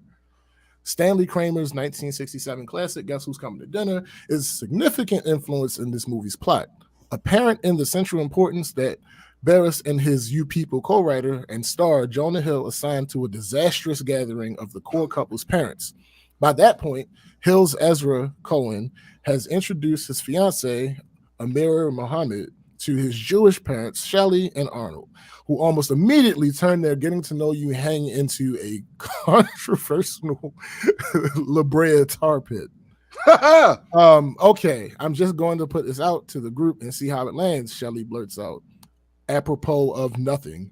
I think the police are and always have been, by the way, fucked up towards black people, and I, for one, hate it. Ezra calls her off, only for Arnold to share his heretofore unmentioned love and respect for the hip-hop star exhibit. Ezra follows that disaster feature by meeting Amira's parents, Akbar and Fatima, at Roscoe's Chicken and Waffle spot near their Baldwin Hills home. There, he flubs his way through asking them for Amira's hand by pointing out that both Jesus and Malcolm X were biracial. Thus, we are not surprised when the first gathering around the couple's table ends with a Jewish mother and son accidentally setting his Muslim prospective father-in-law's kufi on fire. The lead up to this features Fatima and Akbar engaging Shelley and Arnold in an oppression Olympics matchup, pitting slavery against the Holocaust, and Amira's parents antagonizing Ezra's by bringing up their highest aim for the Nation of Islam leader and renowned anti-Semite Louis Farrakhan. You know, just to make conversation. Maybe the problem is that You People is working off a terrible model. Guess Who's Coming to Dinner, which also inspired 2005's Guess Who, starring Zoe Saldana and Ashton Kutcher, is mainly viewed as a classic because it starred Sidney Poitier, Katharine Hepburn, and Spencer Tracy. Right. And because the subject was considered groundbreaking in 1967. Right. By then, Poitier had been anointed as Hollywood's ideal black man by becoming the first black actor to win an Oscar for Best Actor in 1964. 6 months before its theatrical release, interracial marriage was still illegal in 17 states, yet here was the story of an impeccably credentialed, world-renowned, honorable black doctor asking for the hand of a white woman more than a decade younger than him. It's so much problematic shit. Like just even like in that, like the way it's it's so much problematic. Yo, I ain't write it. Both Poitier and his character are men to whom no reasonable white parent could object for any other reason than their blackness. Certainly not Tracy's lifelong fighting liberal who loathes race prejudice and has spent his whole life fighting against discrimination, as his character's daughter describes him. Blackness is that movie's uncredited star, centered to the point that Poitier's utter lack of chemistry with his co-star Catherine didn't matter. Nope. That also makes Kramer's classic terminally maudlin, which is what happens when a movie revolves around a message as opposed to making us believe in human relationships or emotions. You People somewhat flips the script by placing Ezra's status as a tourist of black culture at the core of its inability to win over Amara's parents and eventually to make his relationship with her work. So if asking You People to do the bare minimum by giving Amara and Ezra a reason to exist other than being a locus of conflict, consider what it says about our increasingly multicultural society. Its boosters may point to the way it shows love winning in the end, but it's a hollow and hurried victory, partly achieved by Ezra admitting on his suddenly popular podcast that black people and white people can never get along. Akbar and Shelley hear this separately and see the error in their ways, mending their children's relationship with all the delicacy of closing an open heart surgery incision with an industrial stapler. Ezra and Amira may get married, but this movie spends a lot of time letting us know they shouldn't work. If You People attempted to live up to the romance half of its rom-com billing, that outcome may have been halfway palatable. But Hill and Barris barely bothered to develop Amira and Ezra's relationship or explore Amira's personality at all. There's no need, since their coupledom is simply a detonator for the bombs Hill and Barris designed to go off in their families. Our society's fraught relationship with other cultures and non-white people requires folks in interracial relationships to contend with irritations and trials other couples don't. That much is true, but generally speaking, we're as boring as everyone else, cemented together by passions that have nothing to do with how other people feel. It would be wonderful to have a romantic comedy that affirms that in an emotionally intelligent, universally appealing way. Unfortunately, You People isn't it. So for this for the second one, I just want to read this one part. The title is You People Furthers Blackish Creators' Obnoxious Racial Agenda. That's my tagline. Hey, shut up. In 2023, Kenya Barris is sort of an auteur who evokes immediate eye-rolling and straight-up outrage upon the release of a new project. Such was the response to his first Netflix venture, Black as Fuck, released at the start of the pandemic.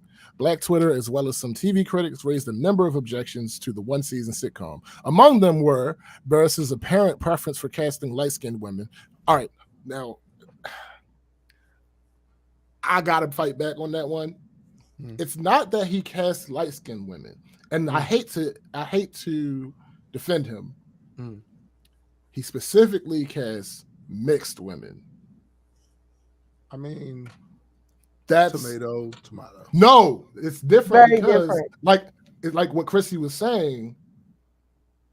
He's a child crying for representation. No, seriously, like he's mixed. So And every single thing he does, he has to include some mixed person. Yeah. In real life and in show. So there's that. But among them were for the record, we do know mixed people exist. Yes. Right. It's him leaning into the topic that is ass. Listen, I ain't write it. So he's like the Logic of acting? No. Oh, okay. He ain't as bad as Logic. Oh, all no, right. Hold on. Wait. He is not as bad as Logic, but that Venn diagram. True. They do overlap. Overlaps. Okay. They do overlap. Not as bad, but it overlaps. Like among them were Burris's apparent preferences for casting light-skinned women, the show's awkwardly inserted lectures on slavery, and of course, that silly title. The prequel to Burris's hit ABC show Blackish, the interracial family-based comedy Mixed-ish, garnered many of the same complaints. With today's release of another one of his ham-fisted comedies, Netflix's You People, it's clear that none of these criticisms have made Burris second-guess his approach to exploring race on scene. The word ham-fisted is completely, like, that is the thing. All right, so to be clear, the problem is not that Burris explicitly addresses racial topics in his work. Rather, his perspective on Black people and the way we currently exist in the world has proven to be, in a word, problematic. Yes. His television shows have a habit of recontextualizing Black history to fit faulty narratives of attributing social ills to personal hangups within the Black community. Yes. Moreover, these ideas are spouted with an unquestionable sense of authority. Unfortunately, his featured directorial debut, You People, is another example of this fixation gone awry. So I'm just gonna put this out there to start with, so everybody knows where I'm coming from. This movie was shitty, and I gotta say it because I got to talk about some individual shit, right? Individual actors that weren't as shitty, and I typically like them and never shit. It's just when you look at the cast, you got Eddie Murphy. I don't have to say nothing else. That's Eddie Murphy, right? And if we're gonna be truthful, Jonah Hill is one of them, facts. Right? All facts. Also, Julia Louis-Dreyfus, bruh. How do you have these comedic bastions in here and give us this? I will never fucking know. I will never know, bro. They had Dion Cole in here. Dion Cole was hilarious. Yo, they had my man Hal Linden. It's just the way he portrays some of the fragments of the conversation, because there's a lot of conversation around the interracial, and it has always been, at least in this country, and it probably always will be in this country. It's the way he approaches some of these, like what he considers Black in this movie is so stereotypical. Nigga. What he considers white in this movie is so stereotypical. It's like, yo, you ain't even try to come with no death. So let me see if I get this straight.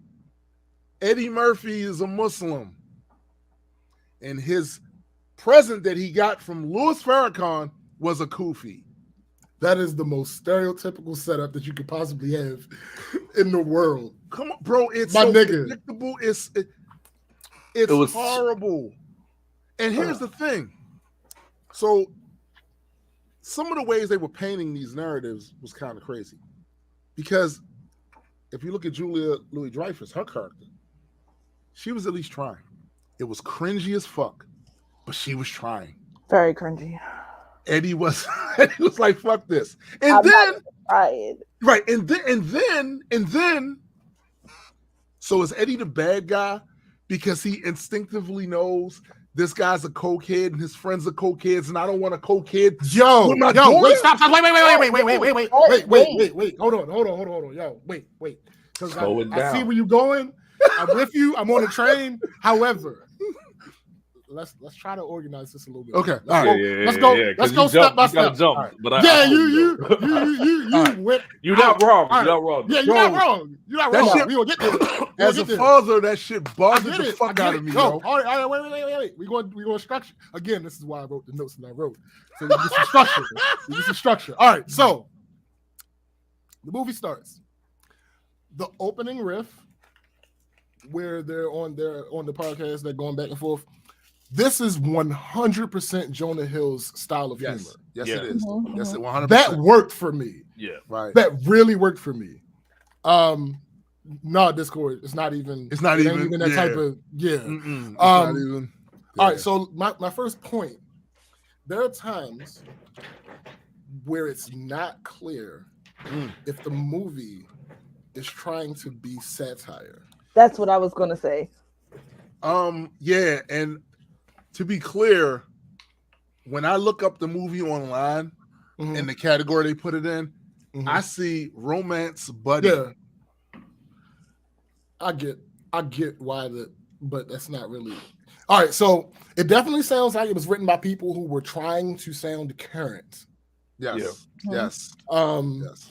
Ironically, one of the first jokes is about someone trying to sound cool. So that kind of also, the bit during Ezra's date with the white girl, where he tells her he has a podcast and she immediately busts out laughing, doesn't blend with the world that this movie takes place in, because podcasting is a very lucrative side job, if not career. Especially if you're doing really well at it. And we've seen examples of people that do really well at it that are making hundreds of millions of dollars off of the shit. So, and did even if you're not doing well at it, if you tell somebody you do a podcast, sometimes people don't even know what it is. And then you tell them, or you just say, oh, because we don't say podcast. We say, oh, we're doing a pod, right? They're like, what's that? You say podcast. You go, oh, shit. Where can I watch this shit from? You know what I'm saying? That's what I was about to bring up. That's what I was about to bring up. Like, podcasting is not, it's not viewed as something particularly odd or off of the mainstream. Right. It hasn't been viewed as that for quite a. It reminds me of some of my complaints I have about vlogging in public with certain people. Facts. Stop fucking me. Right. You notice I have a camera, right, a tripod, and I'm talking to the camera. Y'all motherfucker, you just got off YouTube. You know what this is. Right. You know what this is. It's a whole thing. Yeah. You know what like that shit reminds me of? It's like where this is the normal. Yeah, it's not like when you tell people, "Oh, I'm a rapper." They're like, "Ew," you know what I'm saying? Like, it's not that. You know what I'm saying? That's funny. Ew. That's funny.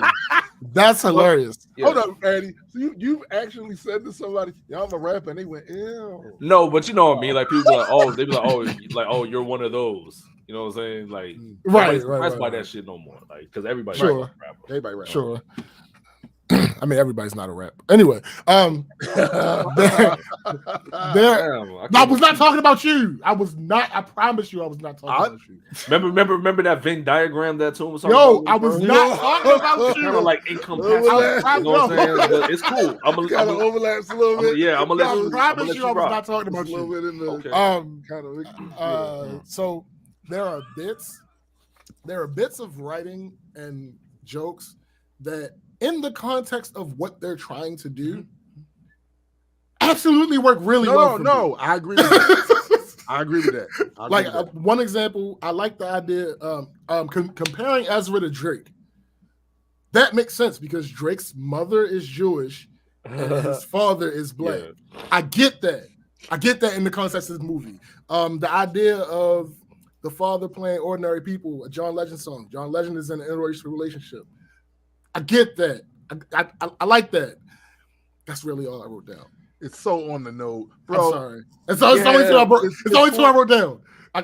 I'm sorry. I couldn't think of any other. For me, the only good things was the first thing you said. Slavery Receipts was funny. Okay, but Slavery Receipts was funny. To me, that's the only thing there was. There was these pocket moments where you that's funny. But like overall, it was a cringe fest for me. It was a cringe fest. Like it's like because I don't like like I said, for me, I don't like the approach of these topics. I don't like the representation of, all right, so I'm going to create this line here. This is black, this is white. And these are the most stereotypical things I can find about black people. Bam. Most stereotypical things. Pardon me. How would people know that they were black if they weren't? Obviously they wouldn't. Okay, gotcha. They obviously wouldn't. I would have been lost. There are serious topics that can be broached about society's expectations, about the destruction of the black nuclear family historically in this country. Right. There are serious topics and yet I got a kufi on fire. Yeah. you know what that shit reminded me of? I feel like I was reading a Facebook thread for real. It looked like they just went on threads on Facebook and said, "This is how they talk to each other. This is what we're going to use." What you about to say, Chrissy? If this movie was advertised as satire, then I'd be fine. Well, here's the thing. But here's the thing. You can tell that there are parts of the movie where it's absolutely not trying to be satirical. Right. That's the issue. Yeah. Like there are some times where all right, I'll say this. There's not a moment in the movie that I looked and said, "Oh, they're absolutely doing satire." Yeah. It was times where I'm like, "Are they doing satire?" Right. Yeah. Right. And then there were times where I'm like, "No, they're definitely not doing satire right now." There were definitely points. It's just the way. Yeah. It wasn't creative. You know what I'm saying? There wasn't. Nigga, that's my biggest issue. That's my biggest issue. I wouldn't mind those topics if they did it in a different type of way, like something that we haven't seen before or heard before. Well, and even if I had heard a movie before, that's been remade and remade. It's just like you kind of have to be creative in order for it to work. Yes, because literally, like what you were speaking on in the article you were reading, coming home, guess who's coming to dinner? I was like, this is what I'm watching. I was literally saying to my girl, we might as well just watch that shit. Facts, you know right? No, it's a fact. Is right. Yeah. All right. So let me know if this hits any of y'all any particular way. So the ages of the parents and the children to me didn't work. That motherfucking beard, that Jonah had makes him look old as fuck. Yes. And also, Julia Louis-Dreyfus looks really good for her age. Yes, the expectation of age. So when you got the beard, That's a point. I'm gonna get to that later. All right, so here's another preponderance. As far as the people involved creating this movie, the real people, I don't think anybody that's on the black side is actually Muslim. And I'm pretty sure everybody on the white side is actually Jewish. Yo, that's hilarious. True. The thing is, most of you know that have heard my story. I was Muslim for a lot of years. I saw no resemblance to anything remotely Islamic, except for they said Kufi. Yeah, right. That's it. What the and Imam made Imam. The fuck, I thought that was really you interesting. never. When did you ever see ever see Eddie Murphy about to do his prayers? Right, bro. I did them shits 5 times a day. You would think if he was you would have saw something, a prayer rug, something. Right. No. Can I ask a question? It's a sidebar. What was that? So we're talking about Eddie Murphy and being Muslim. Was he supposed to be portrayed as like the bad guy? Wait, that's it. We're gonna get to that. We're gonna get there. So I got another question. And Mike said in Amish country, beard adds 20 years every time. I got another question. What was the point of the scene with the one dude who was trying to get with a mirror? Like, what? Like, did it actually serve a purpose? I'm seriously thinking. I'm seriously. to be fair, like I don't think the movie in general. Well, no, goddamn it! I was going to go there. I decided to we're not doing blanket answer. Okay. I think the only purpose that I could somehow pull out is that her father was just way too involved in her relationship. Okay. Yeah. Especially at her age. Yeah, especially at her big age. I 100% go with big that. age. Okay. All right. So let me get your opinion on this. In romantic comedies, it's a staple. The meet cute. The what? Right? Meet cute. Okay. It's when the principals actually first meet. Yes. Yeah. Their meet cute doesn't ring true to me. Now, here's again, correct me if I'm wrong. Anybody in the fucking chat too, because I want to hear y'all. That's why I even said to y'all last week that we was doing. I want to get y'all opinions on some of this. Right. So I'm normally the first one to fight back when people complain about things in movies being convenient. Mm-hmm. But this is a Reed Richards level stretch. So in this modern car that she's driving, she happens to be sitting still, and her doors are unlocked. She didn't just get in the car; she was driving. Right. All right. Cool. Maybe I'm nitpicking. All right. Let me go on. Maybe I'm nitpicking. All right. Cool. And then for her to have the same exact car and basically the same exact face as the Uber driver that he was waiting for. Yeah. Okay. All right. Hold on. Then the way that she reacted to him, it seems odd that she would have the reaction, oh, this is what white people do, blah, blah, that she had to him, specifically the words that she used, yet still allow him to ride in her car and show her how to get to work. Yeah. Wait, there's more. Correct me if I'm wrong. You're wrong. Oh, sorry. But at no point did she tell him where she was going. Right. He just started giving her direction. Yeah, right. It just didn't happen. Yeah. No. Okay, cool. Yeah. I just wanted to make sure. Like, because all black people look alike. And all black people work at the same place, apparently. Don't you know that? You didn't know that? And we all drive the same cars. Clearly. All that is true. Yeah. That's my experience. Mm-hmm. Yeah. Even though I've never worked with any of the three of you in my life. No. No, but you have, though. The movie says you have. The movie says you did. Like, shut up. And it's things like that to a much greater degree with the character development. Mm-hmm. There are just certain things that just don't make sense. Like, all right, so Amira doesn't have a character. Right. Right, at all. But what's crazy is, so you would see things that just, I understand when you're trying to get your little laughs and kafars off, but you took Jonah into a barbershop in a gang. Wait, we're going to the order of the movie. What's that? What are you doing?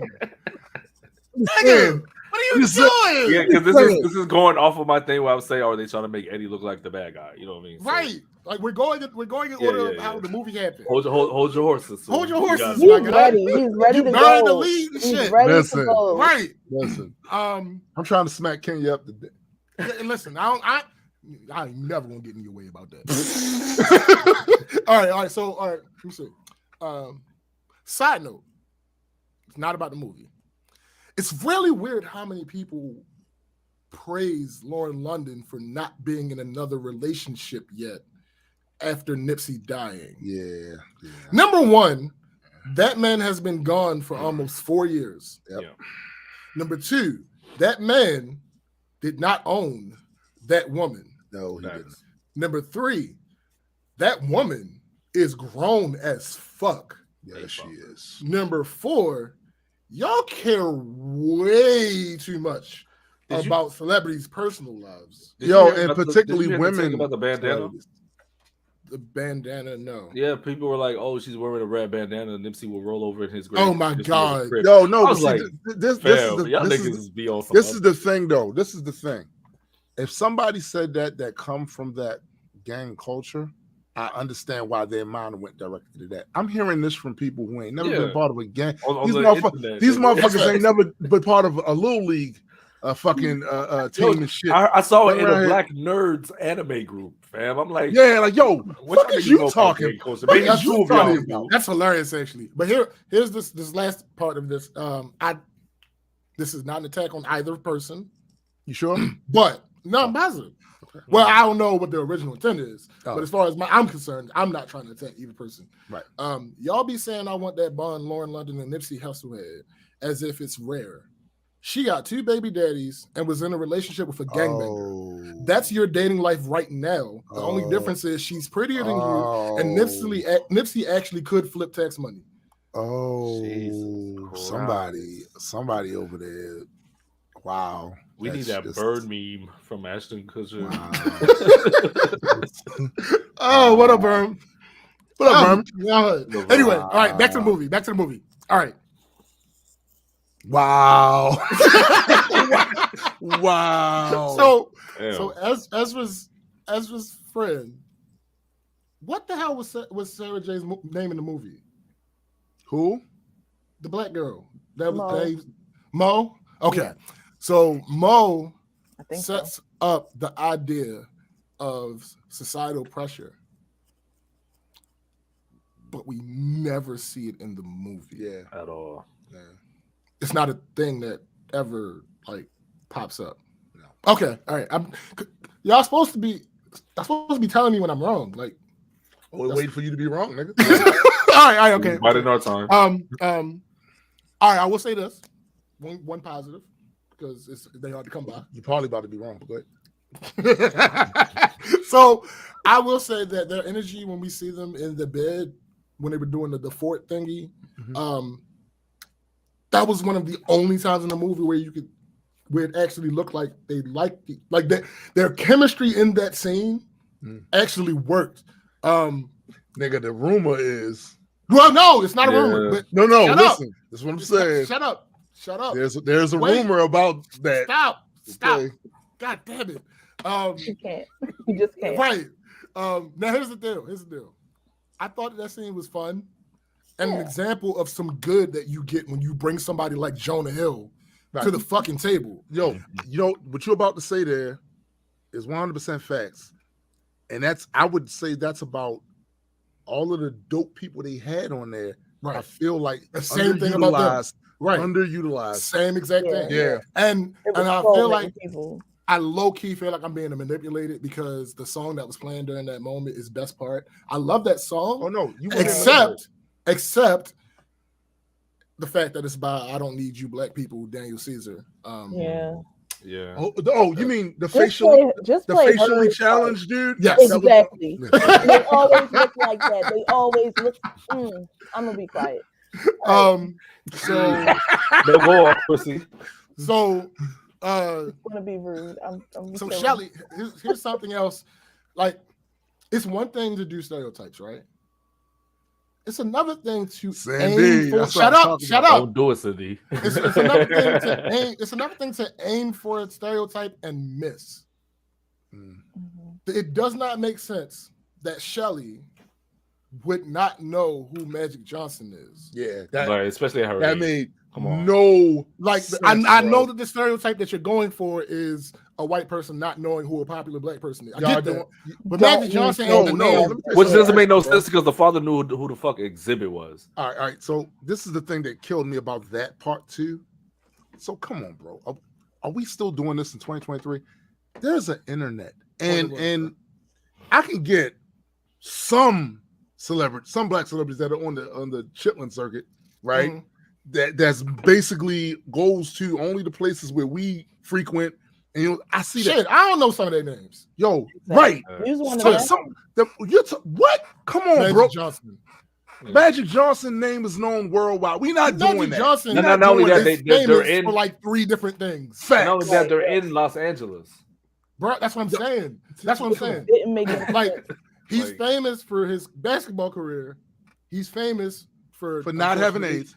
He's famous. Yeah. What?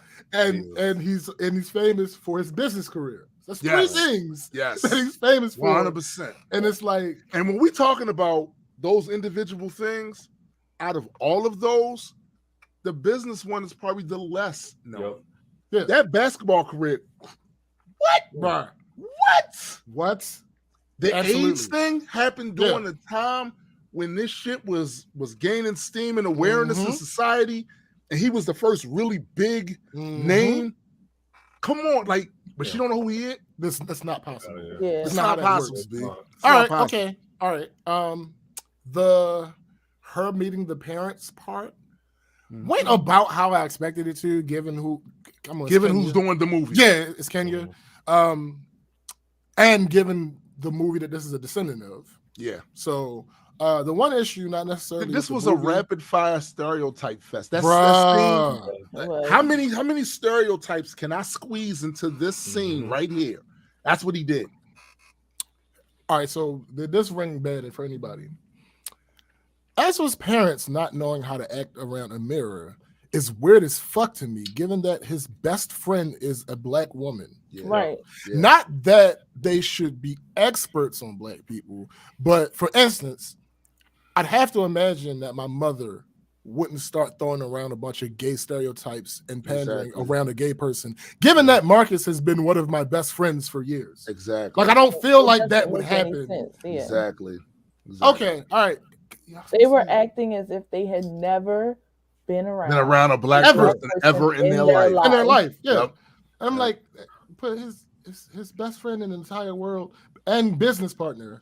Also, that scene previously that we were talking about when they were in the house and all of that, like, I feel like a large portion of overall the way they carried that family was as if Jewish people weren't an oppressed minority themselves. Sure. Right. And it was basically focused around wealth, which is also a fucked up stereotype that's connected to a lot of fuck shit globally that happened to Jewish people. Right? So it's like you just don't it's potluck. But you know what? I just thought about something back to the comment that we were talking about before, when her sister came downstairs, his sister came downstairs, and the father was like, LGBTQ.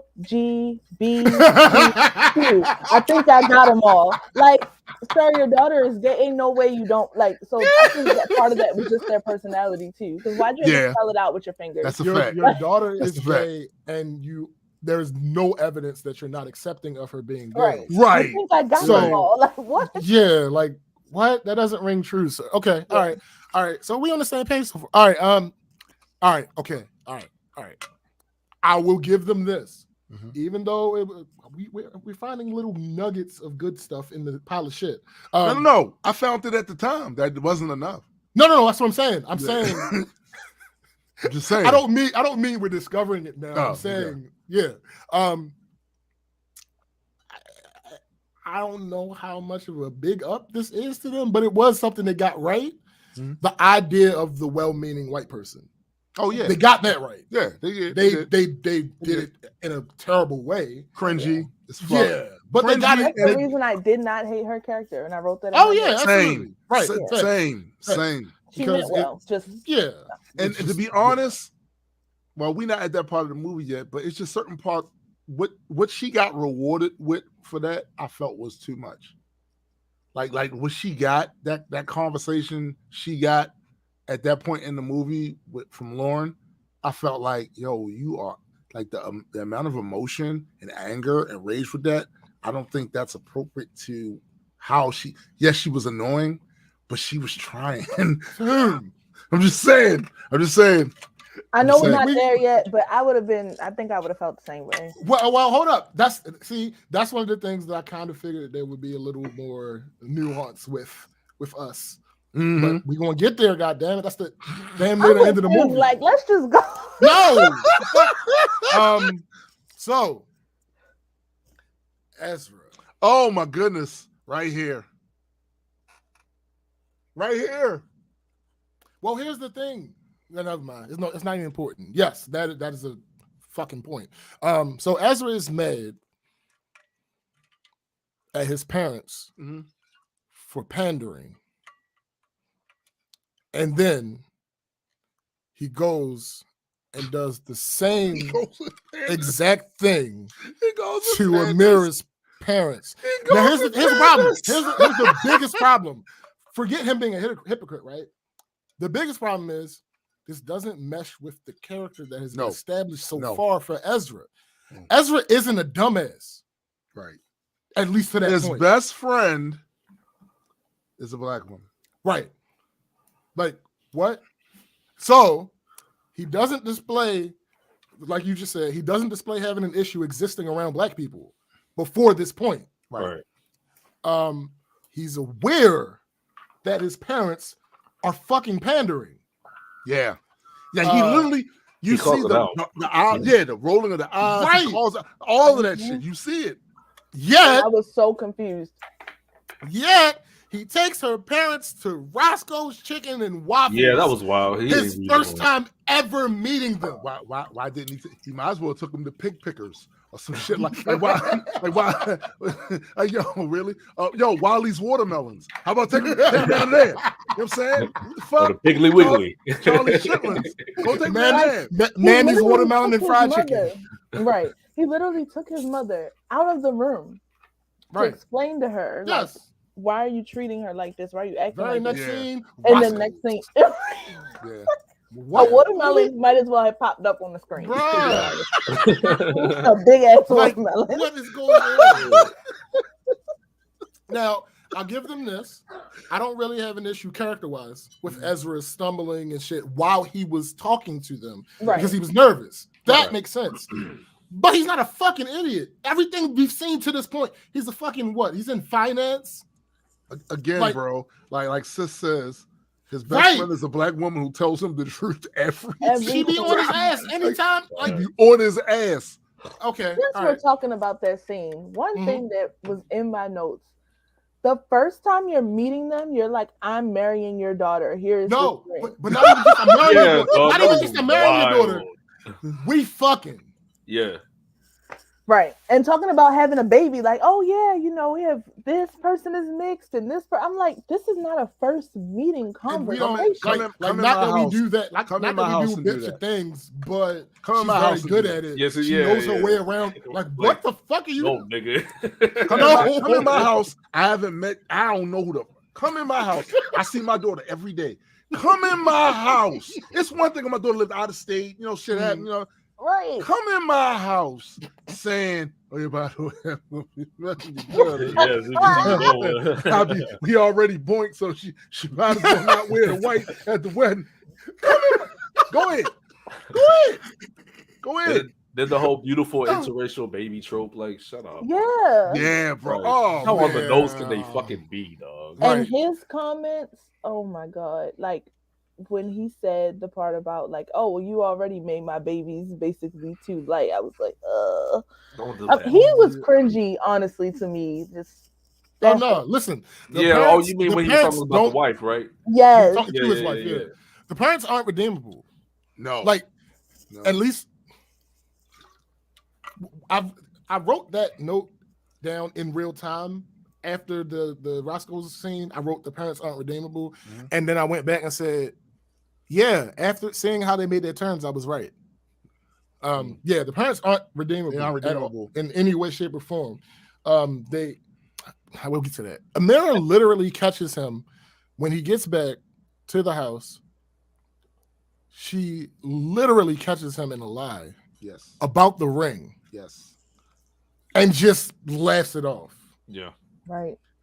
What point would it make for him to lie to her about the ring?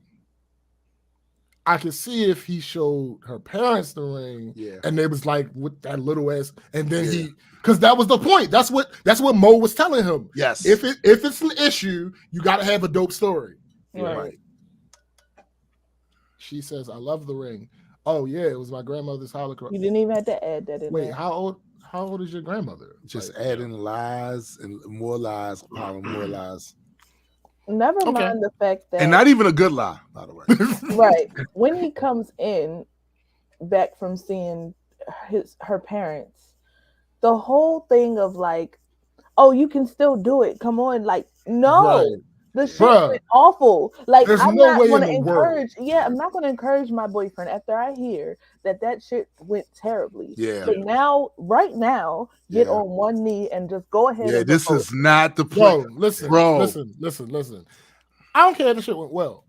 If I was in a situation where I was dating a non-black person and I'm not even gonna get to that, but and for some reason they were going to propose to me, and they saw my parents, and took them, to Roscoe's Chicken. Yeah, bro. I don't give a fuck how well it went. Yeah, and here's the thing too. Like we often talk about on the show about reading the room. Bro. I'm asking him to read the universe. Like, nigga, where, anywhere. But again, not even just reading. Be yourself, because you have the person that you've established to be would never do this. Right. Yeah. All right. But it's hard. You know what it is? It's hard for these characters to stay in character when Uganda Burris, when he created such shallow, inconsistent.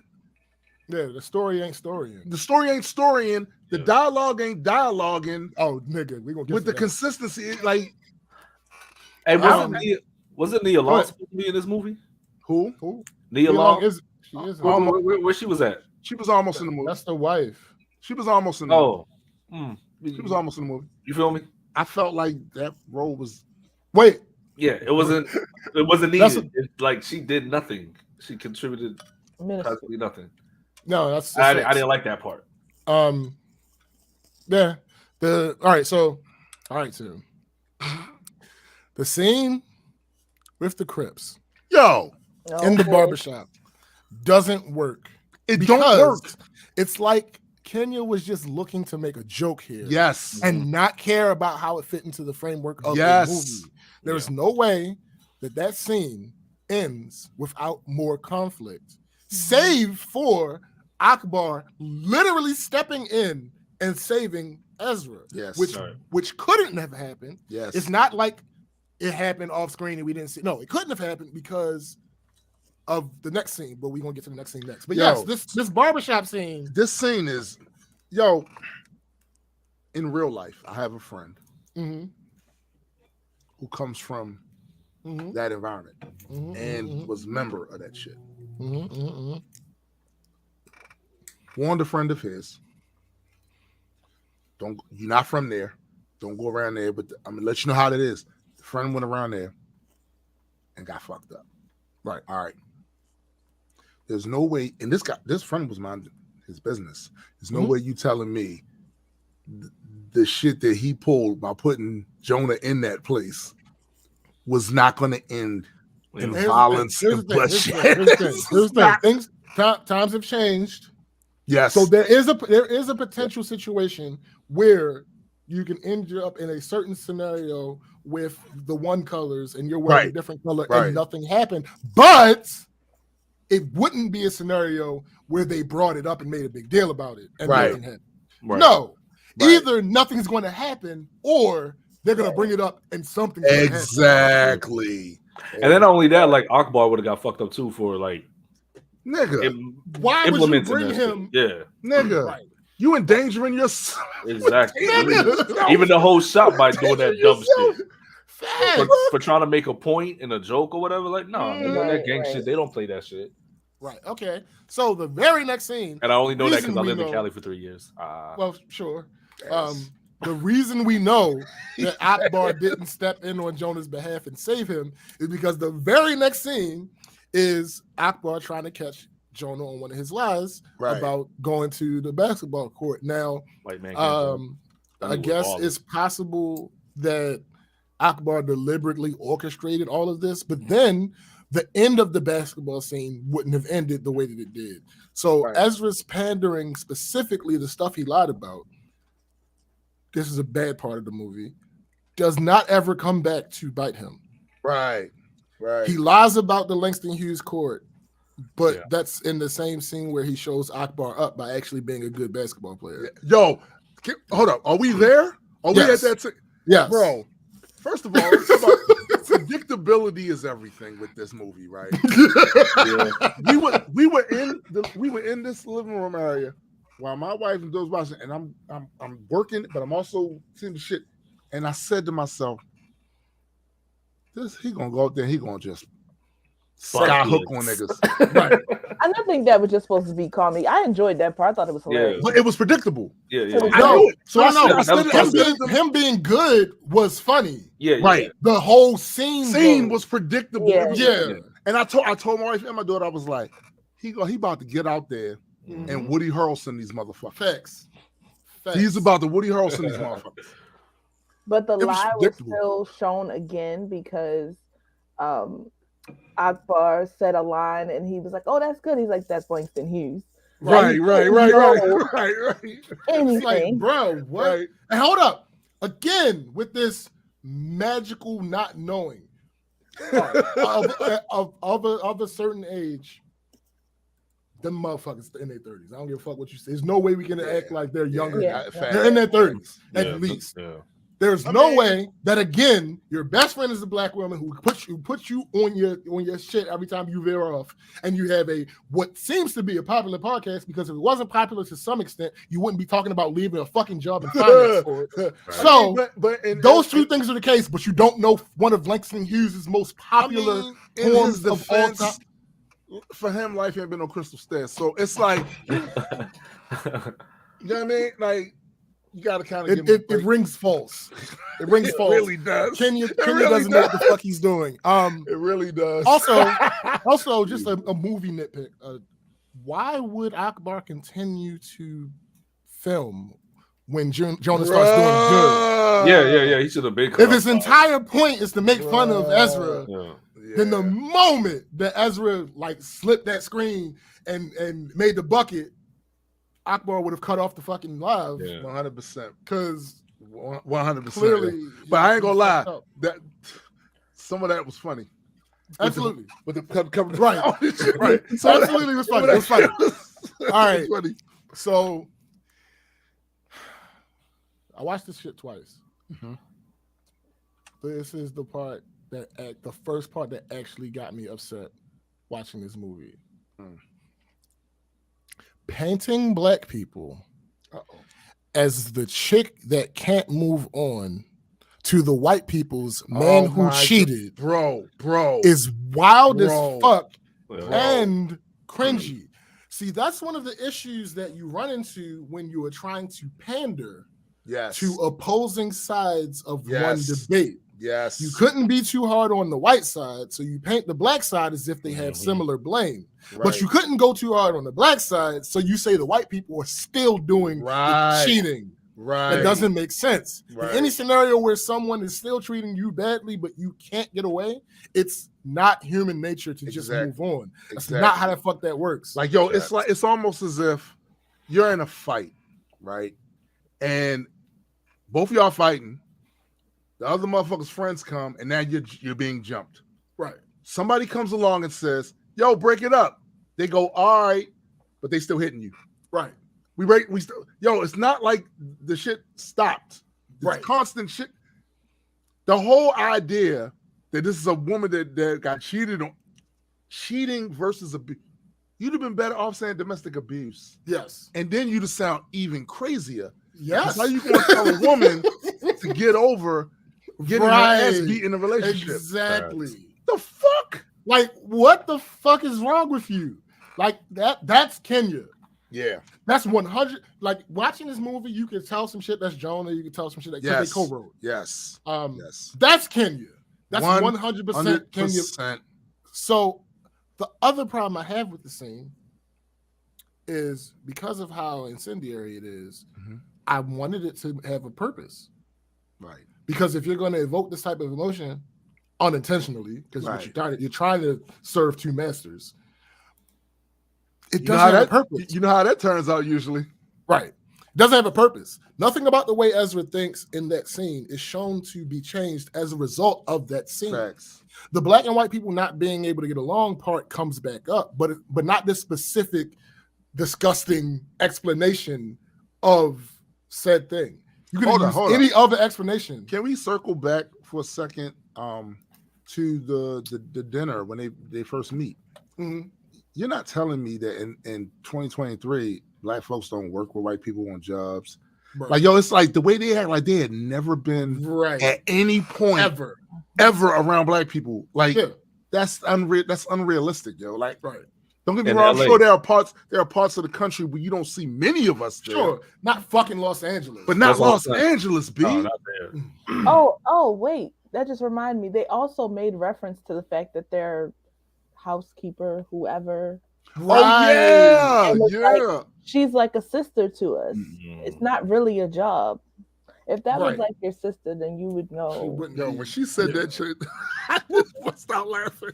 And again, Ezra's like, no, that's not the case. Right. She works for you. She's not like family. Try not giving her a check. Right.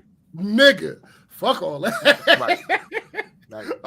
So, okay, wait. All right. So what we're just talking about when, I'm guessing you're referring to when Mo said that whole thing about like black people. And, okay. I hated that scene with a passion. Bruh. So, I don't know. I get what y'all are saying. I think she was just trying to use something so simplistic because sometimes white people just don't get it. Here's the thing. It's a movie. Right. But that's where I thought it was coming out. Yes. Right. If this was a podcast and somebody famous said some shit like that, I'd be like, all right, hold up. That's but I'd be weird. I'd lean towards when you talk for a living. Nigga, we do this shit for 3 hours every week. There's times where our analogies and our examples don't be the most top tier. Right, exactly. That they could be. So yes, not mine. And hold up. And because you don't do this for 3 hours every week, nigga. That's why. To be clear, we got bars. Facts. We do. Yeah, like we don't have bars. Niggas fuck up sometimes. Yeah. So yes, I agree with that 100%. Yeah. So like, then we can just say that might have been more realistic then, because nothing about this movie is realistic. I can't give you. There's one thing about this movie that's realistic. Is it a scene that we haven't reached yet? No. Okay. People exist. Well, that's true. There's such a thing as people. That's true. I'll give you that. That's the one thing about this movie. But like, for example, we already had the niggas in Paris scene. Yeah. Oh, yes. Yeah. Wait, before you do that, there are certain things about this movie that are stupid, but they're tropes of romantic comedy. So I didn't even bring those up. Right. So yes, but I ain't gonna hold you. There was parts of that was funny and stupid at the same time. Yeah. Oh, like this is. He tried to get that man to say it. It was hilarious. I ain't gonna hold you. He tried to get that man to say it. In Paris? No, it's somebody in Paris. Talk about compadres in Paris. Right. Like, I feel like they would be more your friends than my friends. Yo, I ain't gonna hold you. Listen, that shit was hilarious. That shit was funny. That's Jonah. Midnight in Paris. And I was like, midnight in Paris or something like that. Something about friends going to Paris or something like that. That shit was funny. That's Jonah. Yeah. That's Jonah's humor. That was that, and also that fit in with his fucking character that was established. Right. Yeah. He knows exactly. He knows what the dad's trying to do. Right. Because in the if you're his best friend to that song, is a black woman that tells him the truth. And the podcast is about the culture. Right. If you hear that song, you just hear that song, and you're not a part of the culture. You might not know the name of the fucking song. Right. But he knows the name of the song. He knows exactly what Akbar is trying to do. Exactly. Right. He knows that scene works because he's being his character that he's been established as. Right. You're being Ezra, the Jewish best friend of a black woman who you also have a podcast with that is relatively popular. Yes, be that guy. That guy rocks every time. Yeah. Right. Oh, I was fucking with that guy. Oh, thanks. Crazy, but no, you said what you said. Let me see what else. Oh, you know what was just as pointless as that black people are the woman that can't. Yeah, you know what was just as pointless? Kenya's fucking cameo. Why are you on my screen, sir?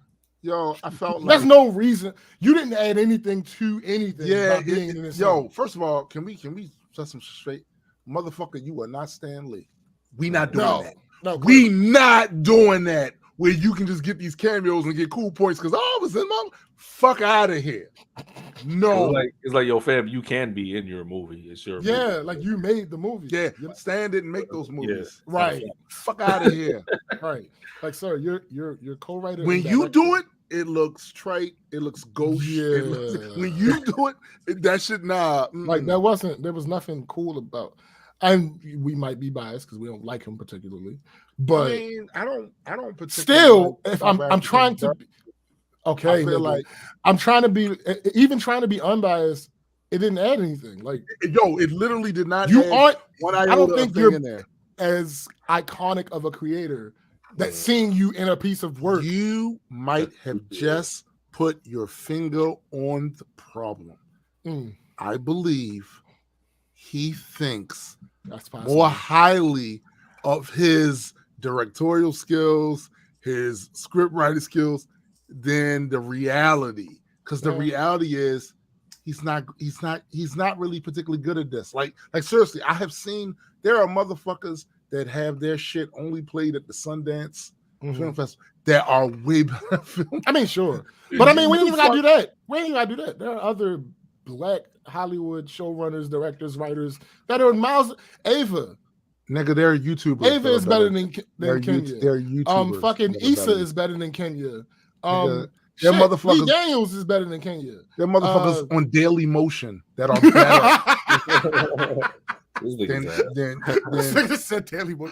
than Egypt Burst over there.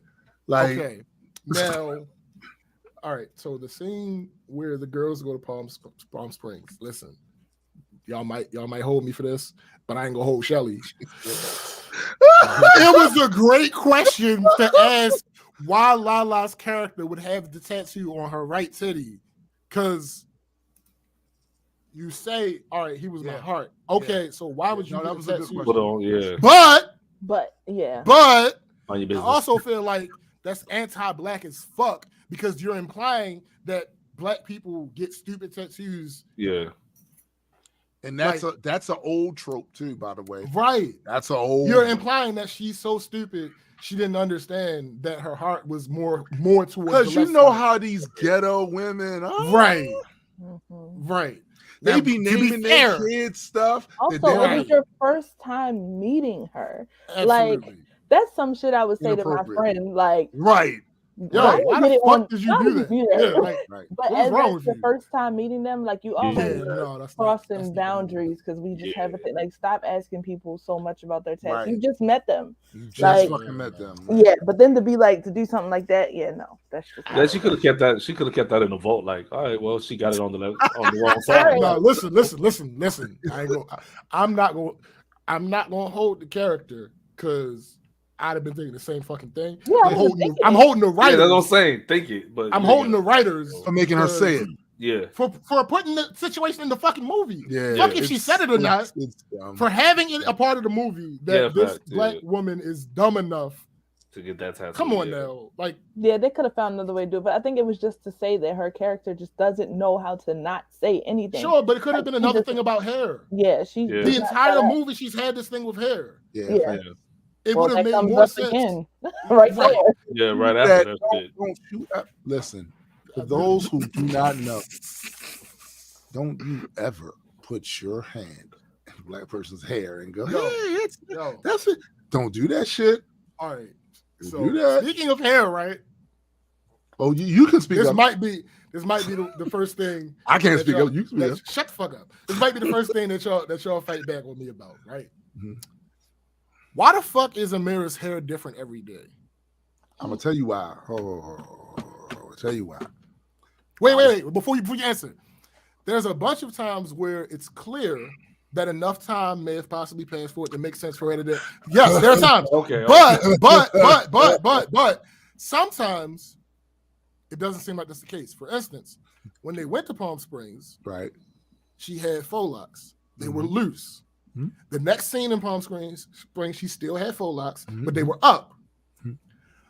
The very next scene, where she's talking to Ezra about how the trip was. Mind you, they lived together. so much time would not have passed. Right. She has a completely different hairstyle. It's a wig, bro. Black girl. No, magic. nigga, I'm not talking about Full lock wig. I can't stand this thing. No, why you mad Obviously, at me? huh? What'd you say? What you saying?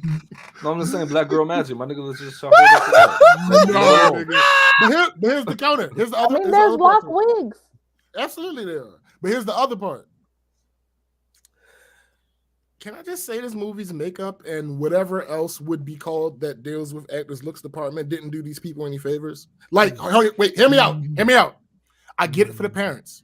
For the parents, it makes sense because that helps with the visual that they are significantly older than the kids, blah, blah, blah, blah, blah. Yeah. But some of these scenes, Lauren and Lala and Jonah, you just see age all over them. You do. And you do. That's not the case. Most times I see them in other things, except for Jonah. Jonah looked like that no matter what. Jonah just did not. Jonah looked like that no matter what. But you know what? Do you think that was intentional or that was just shitty I'm about to tell you lighting? what I think it was. No, I think they spent too much time and or money on Lauren's hair. That because Jonah showed up to this fucking movie physically as Jonah Hill. Yep. Yeah. Yep. There was no because the only reason that I realized that is because he has another thing on Netflix currently, and he looks the same exact way. Literally. Yeah, he showed same up as beard, Jonah. Same beard. His tattoos are exactly the same. Mm-hmm. So it's not like they used makeup to cover his tattoos or they added any tattoos for him. They didn't change any of his head, his hair. No. So I feel like, no, I don't think that was just happenstance. I feel like maybe they used too much of the fucking budget. Number one, getting pointless actors to be in this because you didn't use them for their fucking and you had to give them a check for that shit because they ain't gonna just pop up in that motherfucker. And making sure that Lauren London's hair was different every time you saw her. Because again, it's not never one. Not only is it not necessary, it's not this ain't the MCU, motherfucker, bruh. But here's the thing. In the MCU, when you next time you see a person, it's been a while. Yeah. That's the difference. And because I thought that's funny. I thought about the MCU because I thought about Val. Right. It makes sense for Julia to look older in this movie because again, she's portraying someone's mother who looks old to him fucking self. Right. So you gotta age her up a little bit. You do. So I get the parent. And don't get it twisted. She's got some age on her. Oh yeah, absolutely. But yeah, she's like 66 or something. Yeah, but the thing with her is, like I said, she can still play younger than 66. And I've seen her in shit where it's like the way they did her makeup and all that shit. Like, yeah, she looks like she could play anywhere from I want to say 45, between 45 and 60. She could do that with the right makeup job. She could do that 100%. Sis, but what I'm saying isn't that they did a phenomenal job with it. I'm saying it was mixed. With Lauren, they went all out for her hair, but with everybody else, it was like, no, we're not going to put the energy or the money. They can't afford it. They can't afford it. This is about Lauren. This is about Lauren, not about them. Right. Get your own head done. Get your own head done before you come to the studio, motherfucker. Y'all got money. All y'all got the bag. Like, yo, get your shit done. Fuck out of here. Funny. So I wanted to bring this up. There are some clear issues with ADR. So for people that don't know what ADR is, it's basically audio dialogue replacement. Bro, where you might film a scene, but you didn't necessarily hit the line. So you go in a booth and you read the line again. And normally what happens when this happens is that the scene that this is in, your mouth isn't visible. Because that hides the fact that you're replacing dialogue. Right. There were several times in this movie where either I saw the person mouthing something that wasn't said, or they were saying something but their mouth wasn't moving. Now I gotta rewatch it again because Well, no, I would not post-edit James. we film shit, so you pick up certain shit, right? Now that's what I told Chrissy. Because she was like, "Why you got 6 pages?" I said, "I'm a writer. I'm a videographer. Yeah, because I noticed all this shit." And I'm like, "Yo, what?" Bro, I this is the other thing. I get you probably didn't get the biggest budget in the world to do this movie. I understand that, but some shit is just like we're talking craft. We're talking craft at this point. That has really little to do. Like it costs you more money to do that, to fuck that up, and then go and do that when you could have just stuck around till you got it right. Yeah, so basically they wasted the money and still got it fucked up. Well, I mean, well, listen, it isn't a money thing. If people didn't notice it, if the average layperson didn't notice it, then arguably, right. It arguably had no real tangible effect. Yeah, but it ain't just like it's not necessarily a money thing. It's literally use a different shot. Mm-hmm. Like that's laziness. That's laziness and lack of creativity. That's what that is. Hold up. I'm about to show y'all an example. All right, like right now, James has done ADR right now because we didn't see his face. We don't know if he actually said anything. His face is that's realistic. This is a scenario where they would, if I messed up a line, they could easily fix it because you can't see my mouth moving. Exactly. So it's just, but I'm about to show y'all an example in the movie. Cause boom. All right. Watch this shit. Present screen. Y'all gonna have to mute y'all mics. I don't know if I want to do that. Make me. I get it, but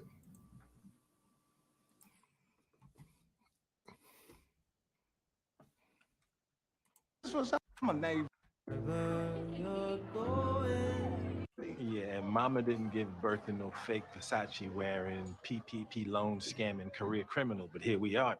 This is Versace. Nigga, please. Now, pay attention. Okay. I didn't give birth to no here we are, nigga. Wearing, look at his mouth. PPP loan scamming career criminal, but here we are.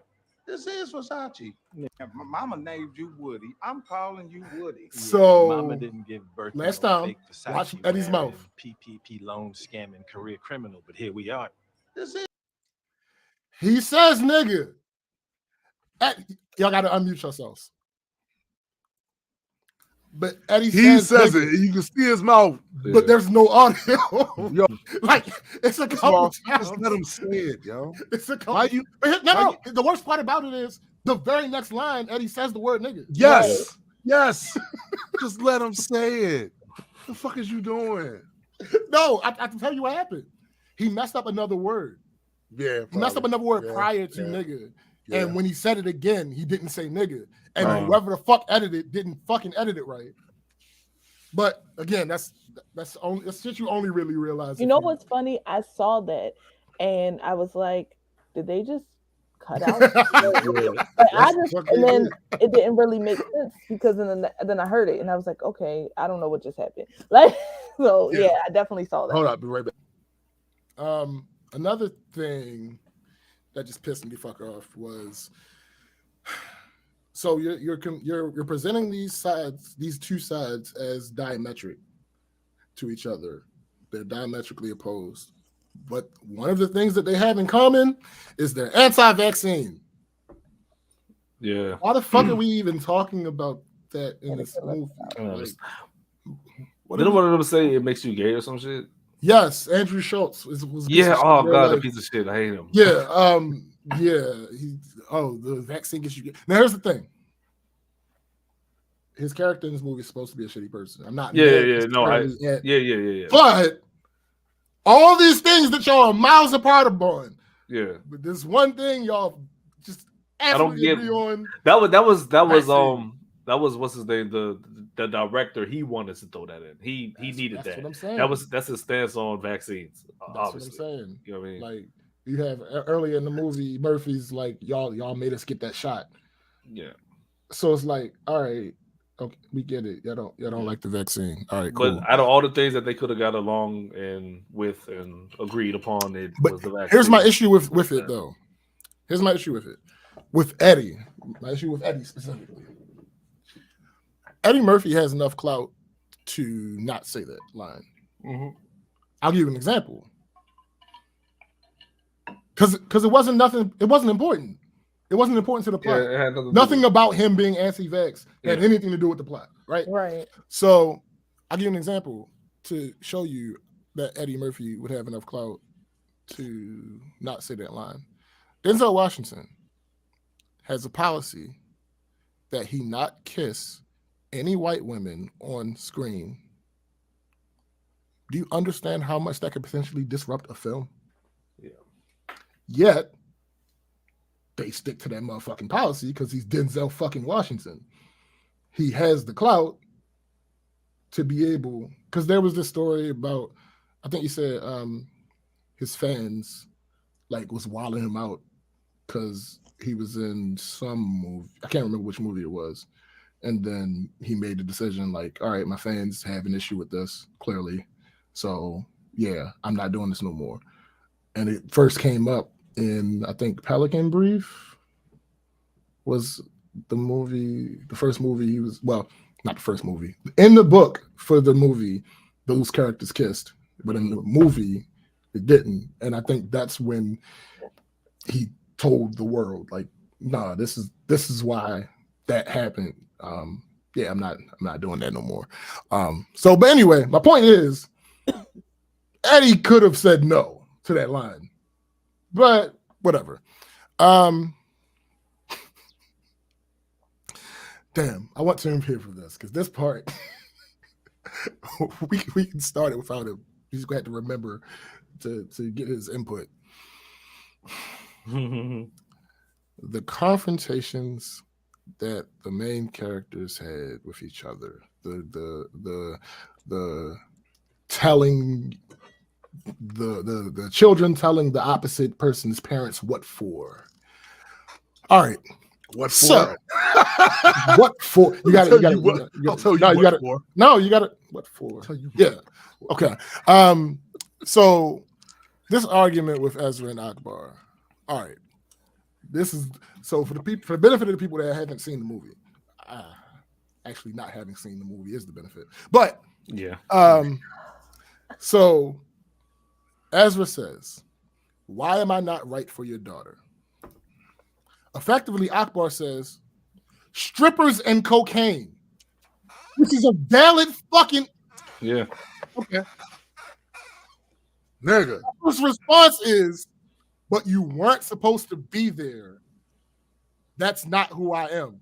But I was, and that's who you are. Yeah. That's a coke guy. Yeah. That's the thing.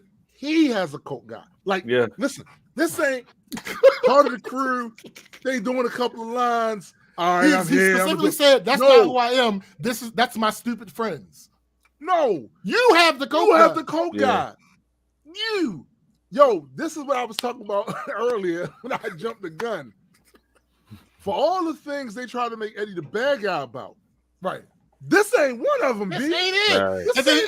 And then Ezra says, "All I've ever done is love your daughter wholly and completely."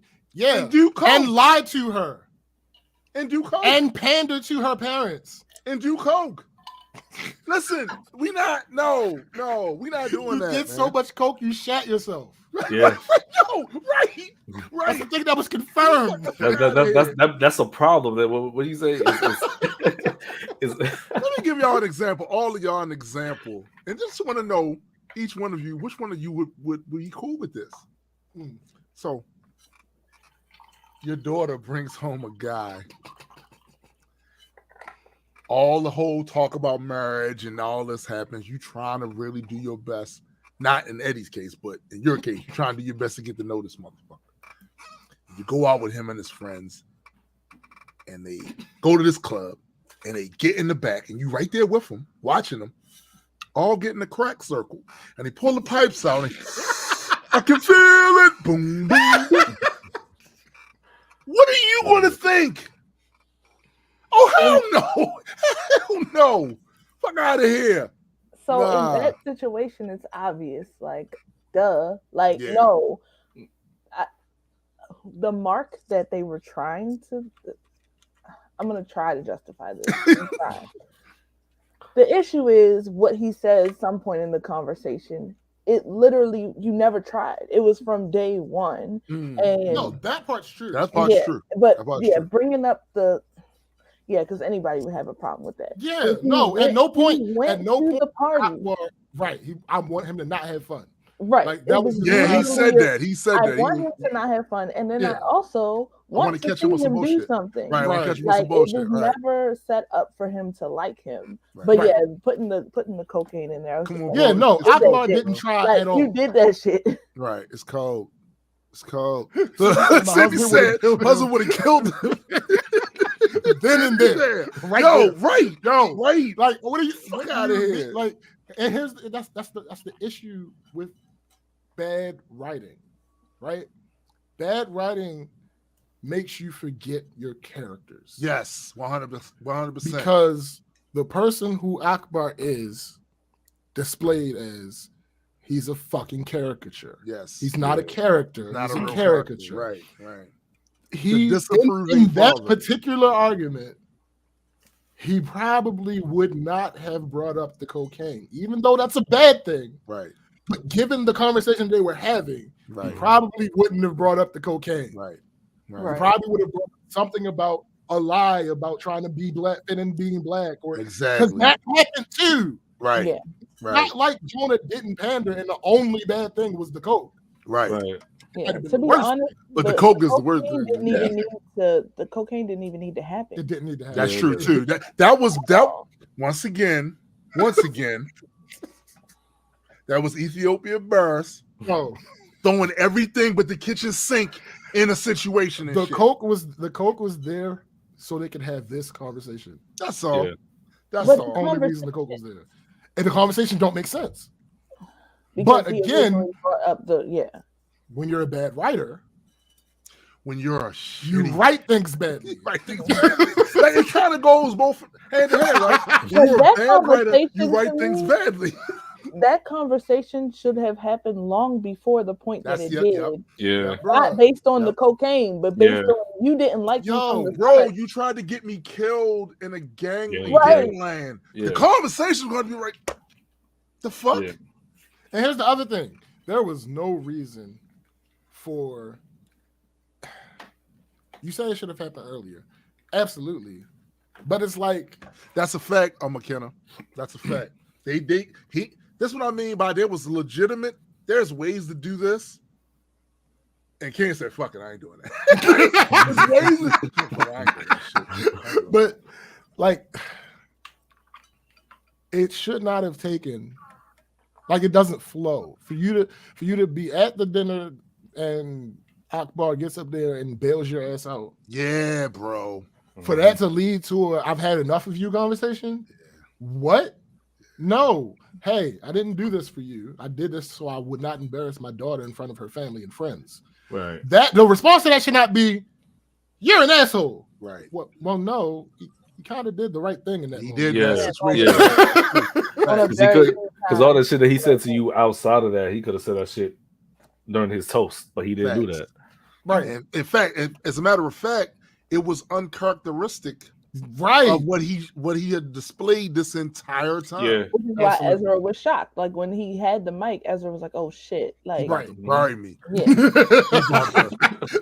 I gotta take all these rounds. He should have. That would have been the more interesting route to take.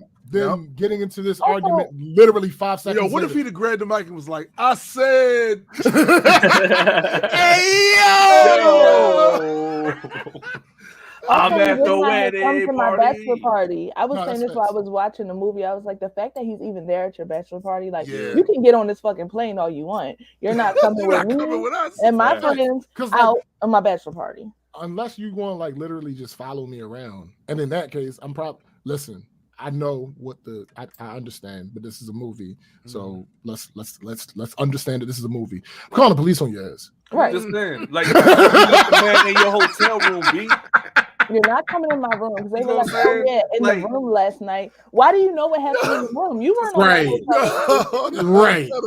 That shit would have ended. Nah, fuck that. Fuck that too. Nah, fuck that, yo. If you stalking me apparently. You were not invited.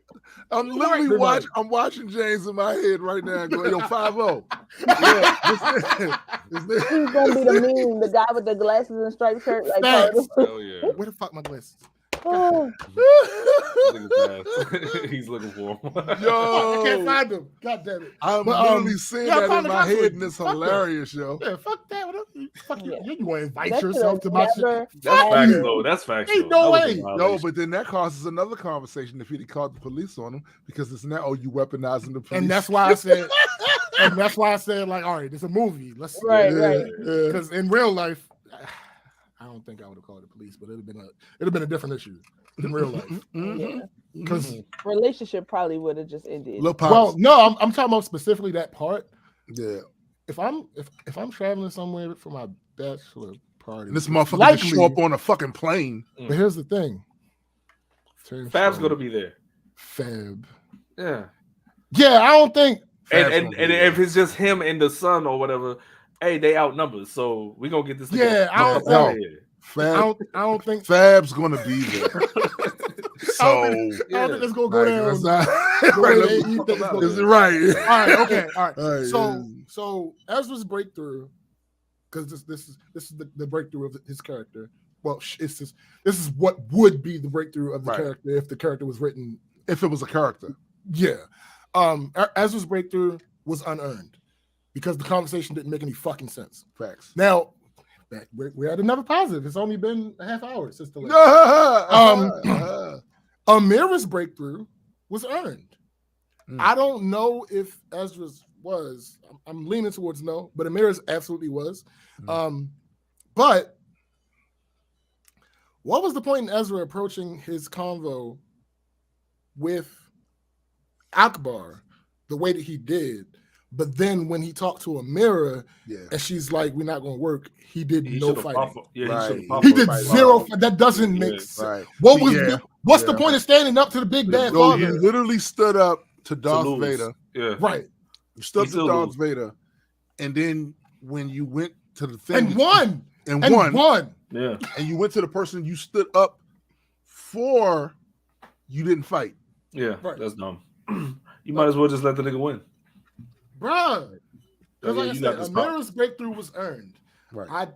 I'm in between the two of you as far as how she reacted to Shelly, but it was earned. Regardless of me feeling if she was too much or too little, it was fucking earned. I think she was on, for me, I think it looked like to me, she was on 10 and she could have did that at 7. I'm not mad at the 10 though. I'm saying I'm not mad at the 10. People gonna respond the way they're gonna respond to shit. That's the thing about when you fuck with people, right? Facts. You cannot determine how they're gonna respond to you after you fuck with them. Correct. But when I looked at the difference between how Eddie was acting and how it's a clear difference. Here's the thing. Like she ain't trying to get her beat up at a Klan rally. Facts, That's true. I'm saying, yo. But this was another stereotype though, because the black man was just like angry and out there. Facts. But here's the thing. The white woman, oh my god, didn't know better and naive. Yeah, like the victim, like it was that victim mindset. Yeah. So, she even started crying. I'll say this. Wait, I'll say this. Karen. They handled half of that right. They handled her being a victim right. The movie expresses this is wrong. Yeah. This is not the way that you should be. I don't think the movie did enough to show that Akbar was on some bullshit for a good portion of the movie. Like, it's clear from the beginning. This is why I bring up the whole dichotomy between the white people involved were actually Jewish. Right. And the black people involved were not Muslim. Yeah. Right. And I think that is a part of why we got this clusterfuck that we got. Yeah. Because you have a group of, well, again, it's two people. You have Jonah writing from the fact that he's more talented, number one, Number two, the fact that he has experience in this situation. He's a Jewish person who doesn't fucking observe. Right. And he has Jewish family. He understands the stereotypes and how to subvert them. Exactly. And all this. And then you have Kenya, who is less talented. Not a Muslim. Sure he's black, but he's not Muslim. Right. And so now on top of so he's writing in reactions for Muslims that aren't even No. On top of the black stereotypes, now he has to amp up Muslim stereotypes. Yeah. Is that why Nia was so quiet? Is that why Nia didn't have a lot of lines? Oh, no, I think that's not a. But no, real. I don't know if you was joking or not, but that is real. Like, no, I'm just saying, like, but I don't think that's why. Okay, he didn't do that intentionally. I think that's just because. Okay. No. I think he's just a bad writer. Yeah, he's just a bad writer. That's it. Yeah, I don't think he intentionally because. But if he intentionally did it would have worked. But yes, sure. If he would have intentionally did it for what they were actually trying to do, it absolutely works. Yeah. But I'm not giving. Because mind you, the focus was on Eddie. Yeah. Yeah. And the outrageous things that him and Jonah got into. Right. That's really it. Really wasn't so much about the mom's. But reaction. I'll give you this. Well, I'll give you this. Again, we pulling little tiny gems out of this shit pile. He didn't go with it being both fathers. Right. He went with one's father. One father being the that's true. So I'll give them that. It ain't help him. I gotta give that to Jonah. I can't imagine that Kenya possesses this. Kenya doesn't have that. Yeah, he doesn't have. Yeah, I don't think because I've seen other shit that he does, even shit that I've enjoyed somewhat. I still saw these same issues. Right. It's just that the package around it was more enjoyable than this particular movie. Phrasing. I mean, I wasn't going to do it, but it was a beautiful package. I ain't even hold you. Oh, phrasing. Wow. Keep going. Say more. Go ahead, anyway, if Jonah's character, if anybody's character would have been written better, the conversation that Ezra and Amira have outside could have been portrayed like Jonah had enough. Yeah. Like, I'm sick of it. Like, I wish that you wanted to work this out, but I can't fight this battle alone. Right. Which would explain him kind of giving up. But it really was portrayed like, okay, fine. Like, it was not. Yeah, fine. He's like, fuck it. Fuck it. That nigga could have been like, at least let's elope or some shit. Like, we ain't got to do the whole family thing. Something. The idea that y'all would be far enough in your relationship that y'all decided y'all want to be married, but not far enough in the relationship to be like, oh, you don't feel this way? I'm not going to say anything. But in Israel's defense, he could have been high off that coat. No, he ain't used it in that scene. He wasn't shitting in his pants. He did not partake. He did not partake. It was only 6 months. Like, that was one of my... Wait. So, actually, no, we'll get to that. So, the next part. Shelly listening to Ezra's podcast makes sense. Yes. Because that's her son. Mm-hmm. And then why would Akbar and his brother be listening to Ezra's podcast? After the breakup, though. Right. I don't get it. Yeah. Why would they be listening to Ezra's podcast? And, of course, in this scene where he's listening to it with his brother talks about how right Joe Rogan is and excuses Joe Rogan's use of the N-word. Shouts to Andrew Schultz. He was in the movie too. So yeah, piece of shit. Fuck Andrew Schultz. Now here's the thing.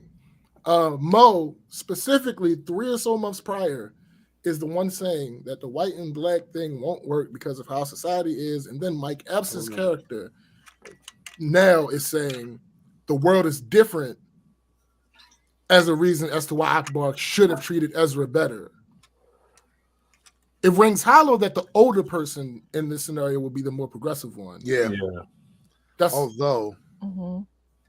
I mean, we got people like Toom.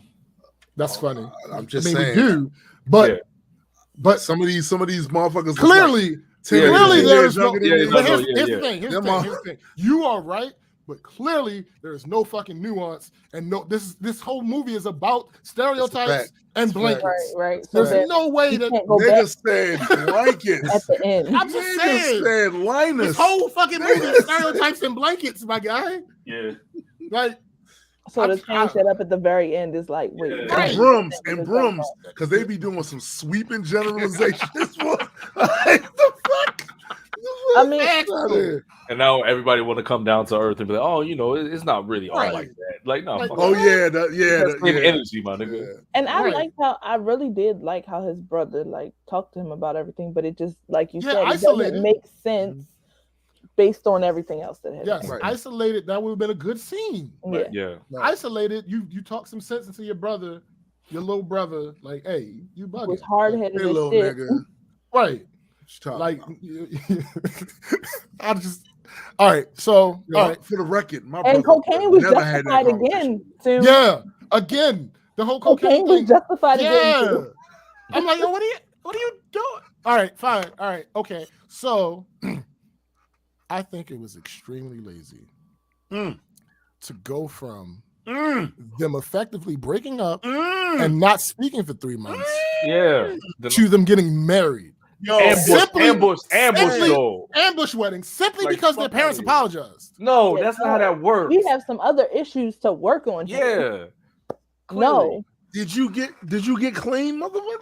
You come over here with my wedding rings and shit. Yeah, what you was doing in those 3 months? In 3 months, you was miserable and you was upset at a breakup. So you ain't sure you wasn't getting down. You was getting down. There's no way. Out of here. And your mom is still your mom, and their dad is still their dad. So that's the other thing. The other two parents. Yeah, the other two parents. The other two parents. Yeah. What? They didn't have their come to Jesus moments. Again, that shit was crazy to me, yo. Seriously. But wait. You think that's bad? From the time that Ezra told Akbar off to the time that Akbar is apologizing, they haven't fucking spoken. So now suddenly, how is it that Akbar sees his reflection in Ezra? Yeah. And Ezra is a good man. Right. Yo, Ezra do coke. You not telling you do coke, honestly, children. That's the only reflection that was brought up. In the car. Like I'm sitting here. Right. Oh, I've done coke too, so here we go. We're right. Like what? Now. We have a lot of man now. Right.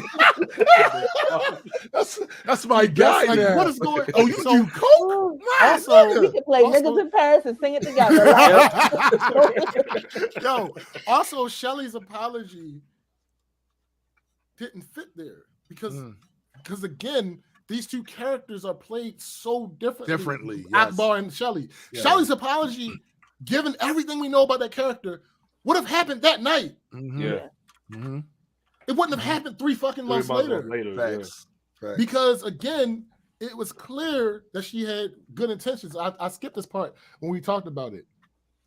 In the scene when Ezra brought Amira over, when they went into the kitchen and Ezra said, "I'm going to marry her," Shelley's initial reaction was joy.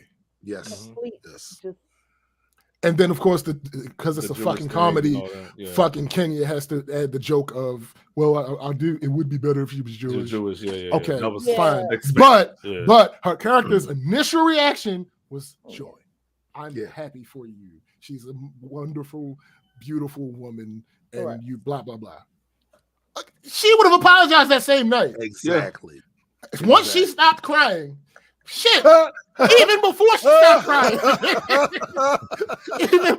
stopped crying, she would have found a mirror. Once the tears would have got a little bit evaporated, a little bit off her face, she would have found a mirror and she would have apologized. That's a fact. Yeah, I think that definitely speaks to the movie, just like skipping over stuff. That if you had a movie that really built their characters, all of this would have made sense. So like even the 3 months, all they showed was like Jonah on a date with some white woman, and then Amira crying and wearing putting some shoes away. It was just that. And all of that part too is him on the date with nobody else didn't think how stereotypical that was. Right. You just can't find no white woman, and there ain't no white woman that is engaging, that's funny, that has things in common with you. Yeah, because obviously that's the point of showing him on a date with a white woman. Yeah. Oh no, this black be woman didn't work. Girl, So clearly, I gotta go. I got it right.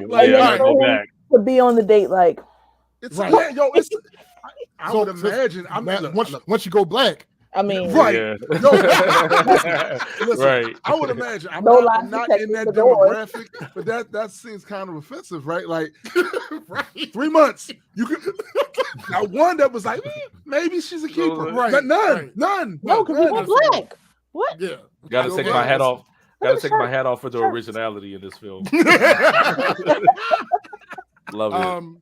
So, just general stuff now. All general stuff. So there are a lot of dialogue mistakes. One of them that happens in that scene where they're apologizing.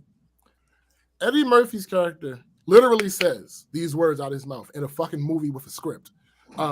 He says, "I don't know what I said to get you to come down here, but it was a lie."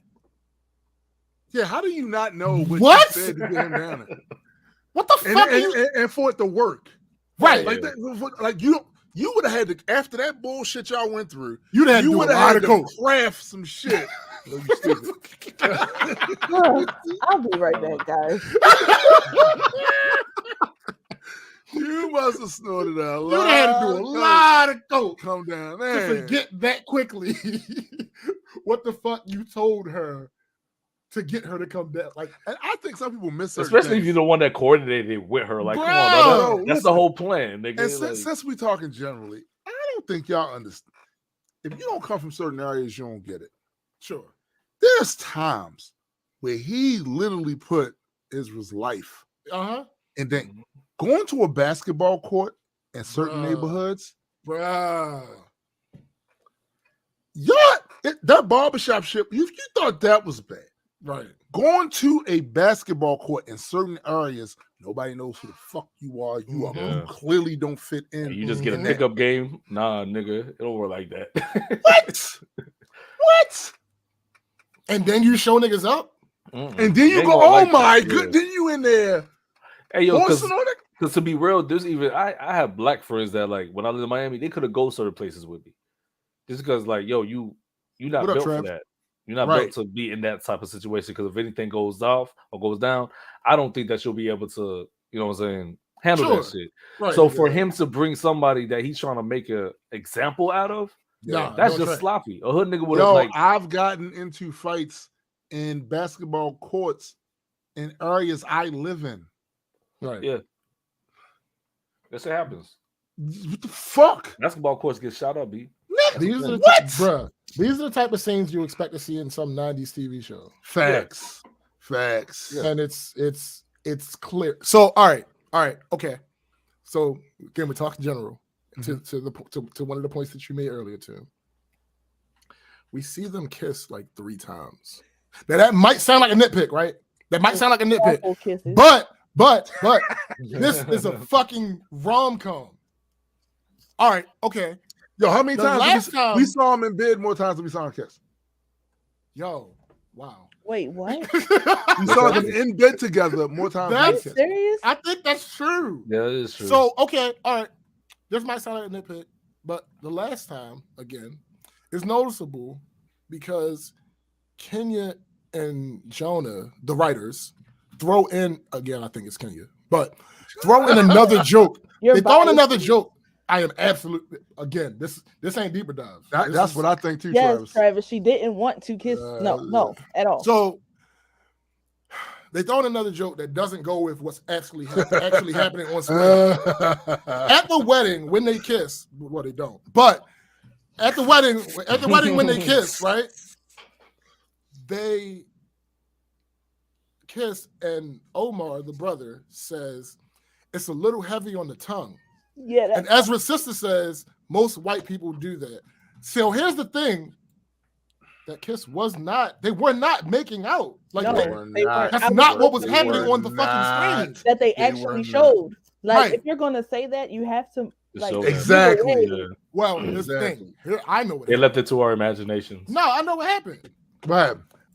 They had it written in the script because you know the script comes before the shooting. They had it written in the script. I don't know. No, hold on. They had it written in the script, and Lauren was like, "No, I'm not kissing him again." I don't blame him. And then they had to CGI it. So, which was awful. Because they CGI it, if you actually look, you can tell, like you see their faces merge and like it's weird. But if they had that hard of a time trying to get them to peck, what the fuck you think they was going to have time trying to get them to actually make out? That's the fact. I think that's what happened. Like they had it written already, and yo, my question in a movie with fucking Julia Louis-Dreyfus and fucking Eddie Murphy and fucking Jonah Hill, you couldn't let your fucking actors improvise? Yeah. Well, here's the thing: how turned off did she have to be with Jonah? Listen. Where they had to see a scene. Wait. Let me. I'm not defending Jonah. Lauren, I'm sorry. Some people might hear this and might hate me for it. She's not a good actress. At all. No. That is unprofessional as fuck. Travis said Lauren called the mean ass audible. It's unprofessional as fuck to make them have to CG a fucking kiss. Bro, they CG'd Wolverine's claws. They CG a whole bunch of shit in all of my movies, and you understand why? Because it's not real. It's not real. But I guess something that literally something that can happen. Right. Yeah. How? Listen. If you're in, all right. His breath must have been rotten. Shut up. Because there's an argument. There's an argument for autonomy, right? Absolutely. However, you're signing up. You're an actress to play the lead role in a romantic comedy in which your character gets married at the end. Yeah. I have seen movies that are not about none of that, where motherfuckers are kissing in bed, humping, and all this other shit. It's superfluous, bruh. Hold up. This is a supposedly rom-com. This chord brings up a great point. Make the kiss faces unseen by having them do the whole dip thing. You could have absolutely had the camera pan up. I was saying. Be more creative. These are their lips. The camera's here. As they start to get closer, have the camera pan up, change the scene. Yeah. It's a very simple edit to me. Yeah. Well, as you see, they didn't make good edits anyway. That was already off the table. You already saw they didn't do it. There was this fucking J cut.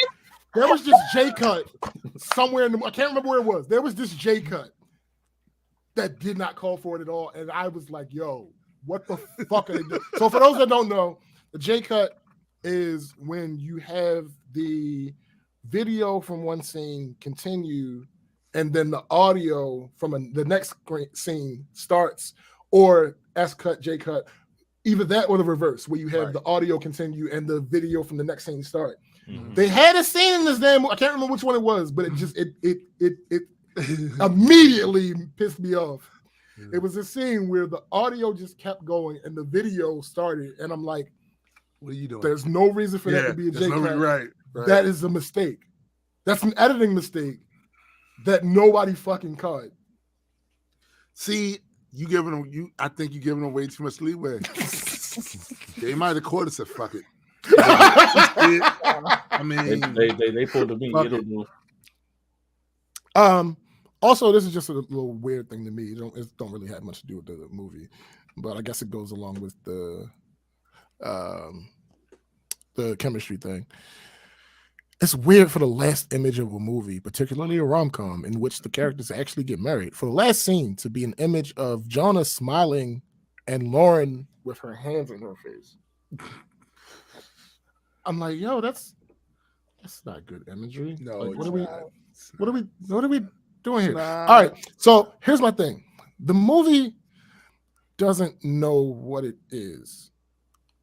The movie itself tried to fit too much in. How do you make sure you can fit things in? You extend the length of the movie. Right. But the movie ends up being still too long and overfilled with shit that shouldn't. Shut the fuck up, Eddie. No. Yeah. Another example is Akbar.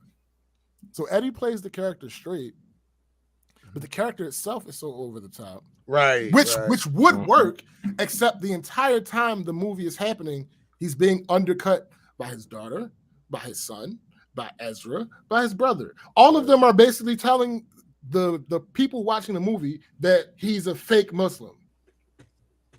That first scene where they were in the bed and they were laughing about he watched some movie and then he changed the name to Akbar or some shit like that. Yeah.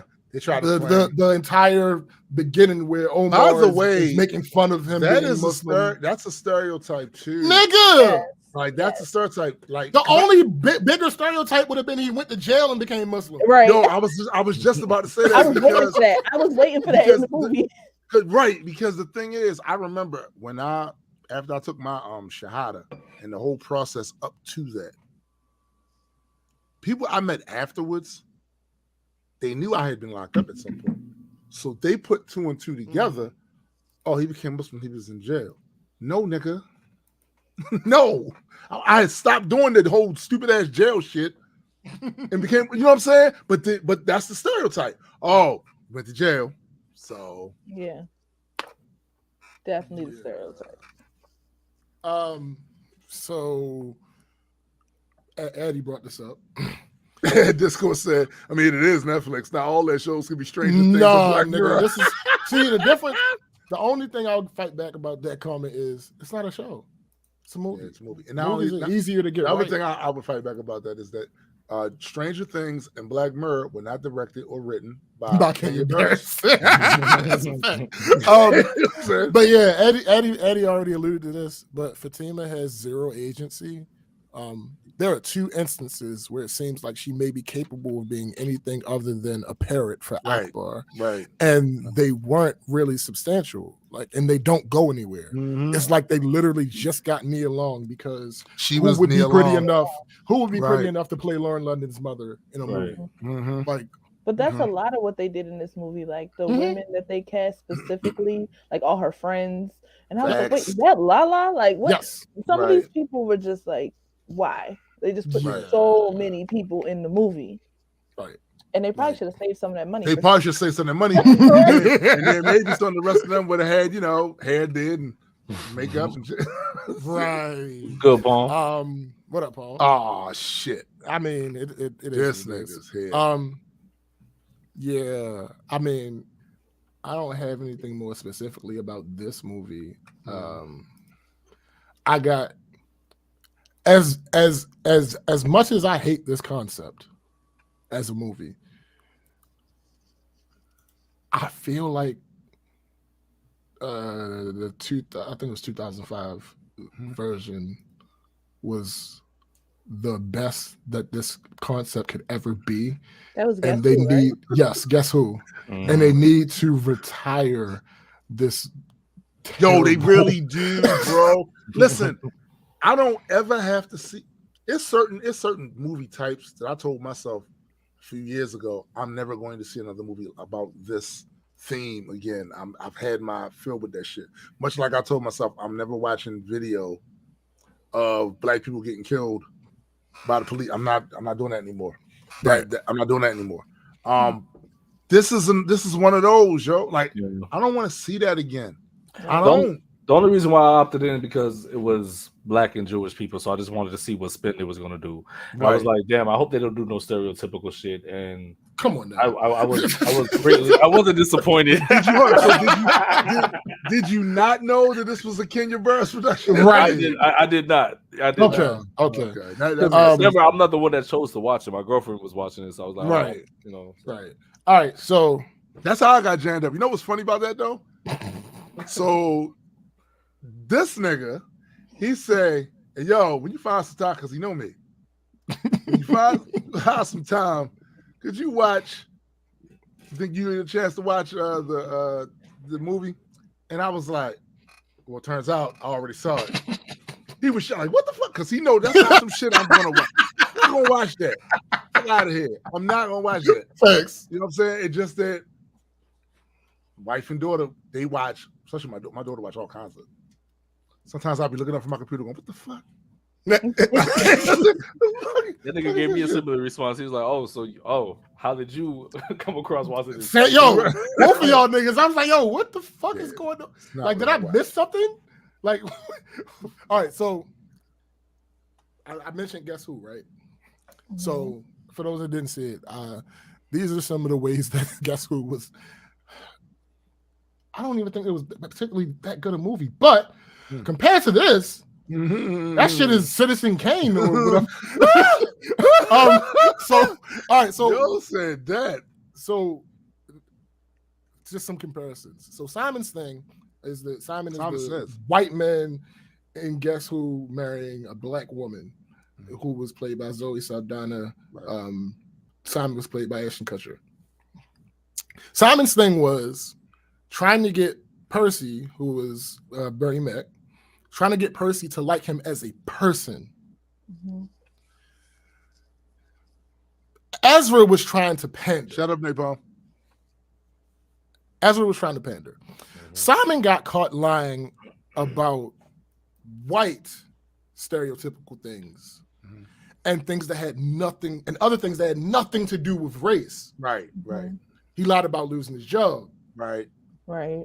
Ezra got caught lying about black stereotypical things. Mm-hmm. Simon and Teresa is is Zoe Saldana's character. Simon and Teresa's conflict that put the relationship in trouble was that he lied to her about something that was really important. Right. Mm-hmm. Him losing his job when they're talking about getting married. Right. Ezra and Amir's conflict was literally the behavior of their parents. Yes. Right. Yes. And like I said, in the beginning of the movie, Ezra lies to her and she immediately catches it and there's no consequence. Right. Right. And Guess Who? Percy noticed and brought up Simon being white, but his core issue was, is Simon good for my daughter? Mm-hmm. Akbar's issue was Ezra's not black enough. Right. Yeah. Marilyn, black at all. Right. Marilyn, which was Teresa's mother, Percy's wife.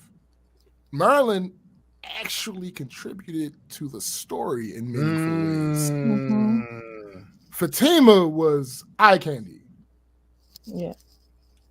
And last, the story in You People spans more than 9 months of real life time. Right. Yeah.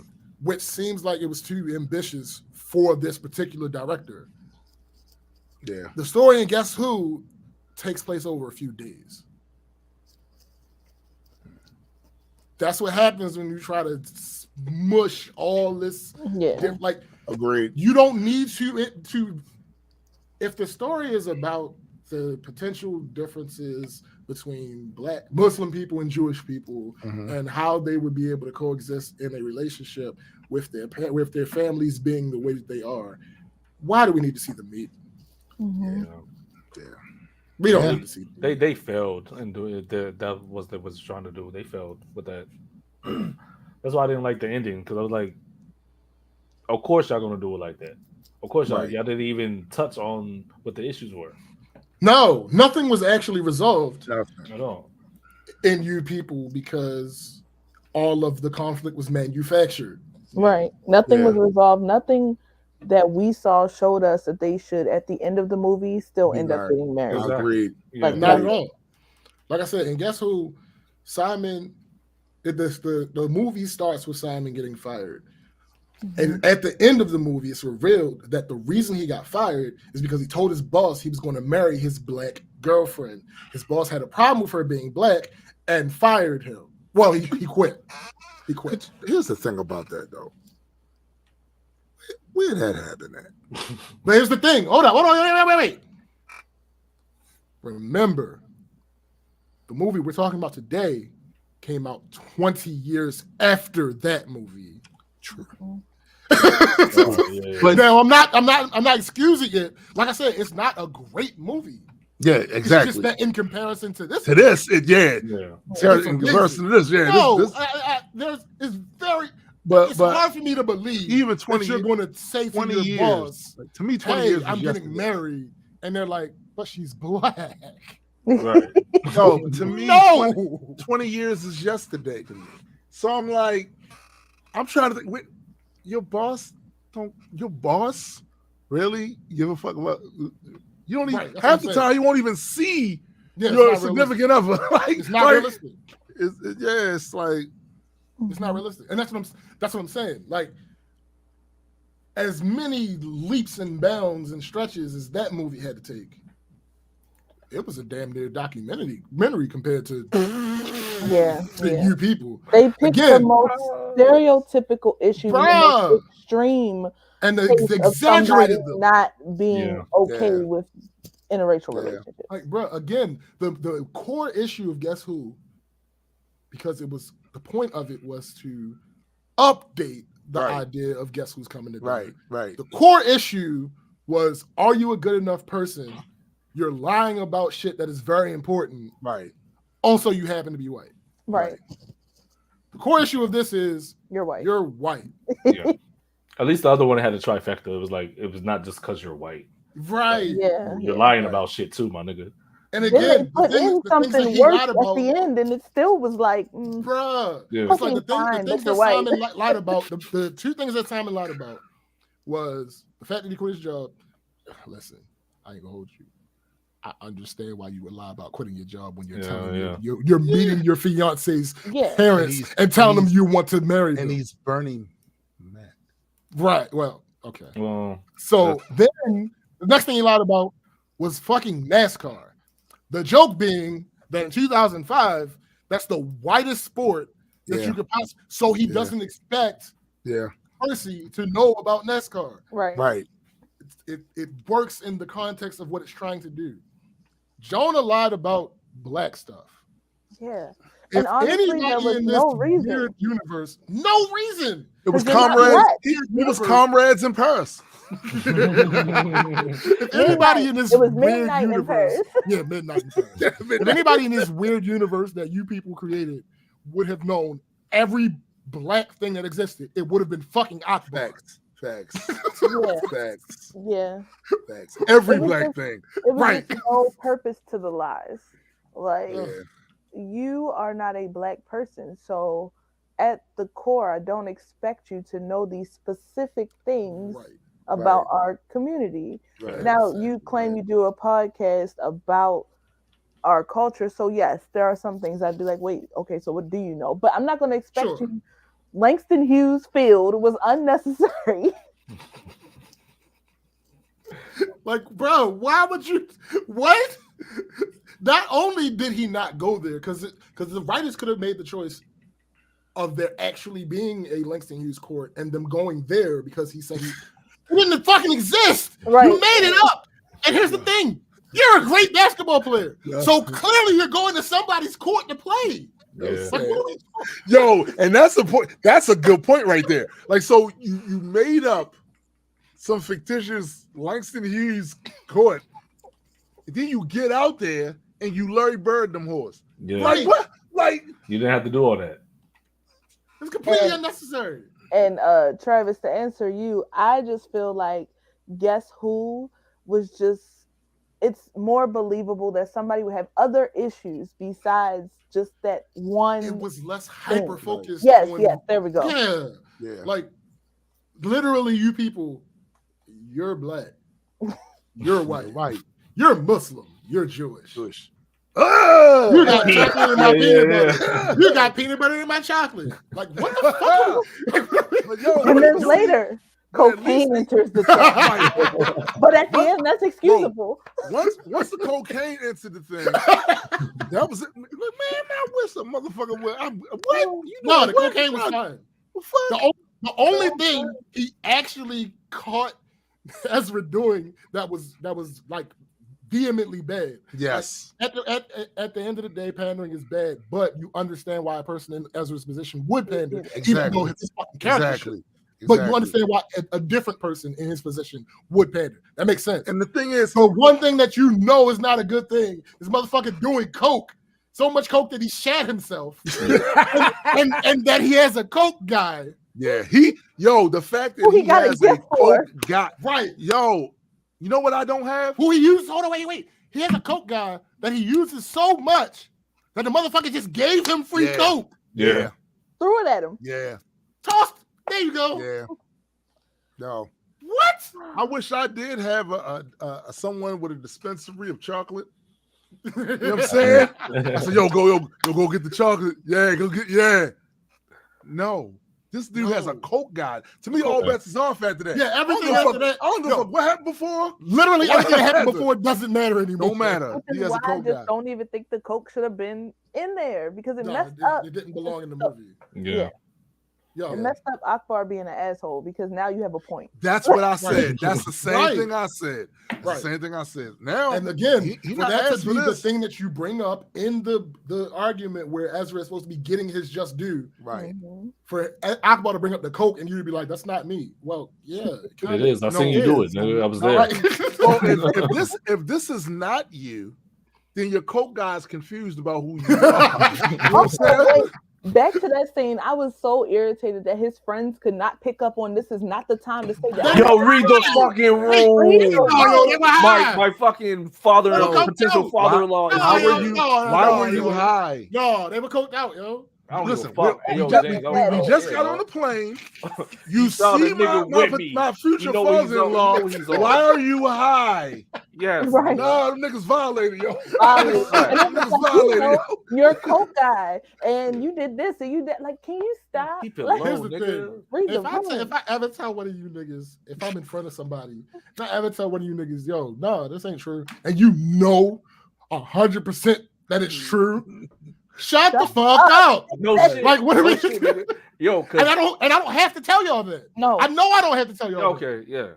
No, but I'm just saying. Imagine James about to get married, and me and Addie come in there looking like the fucking crackhead bum on it, living in front of your father-in-law.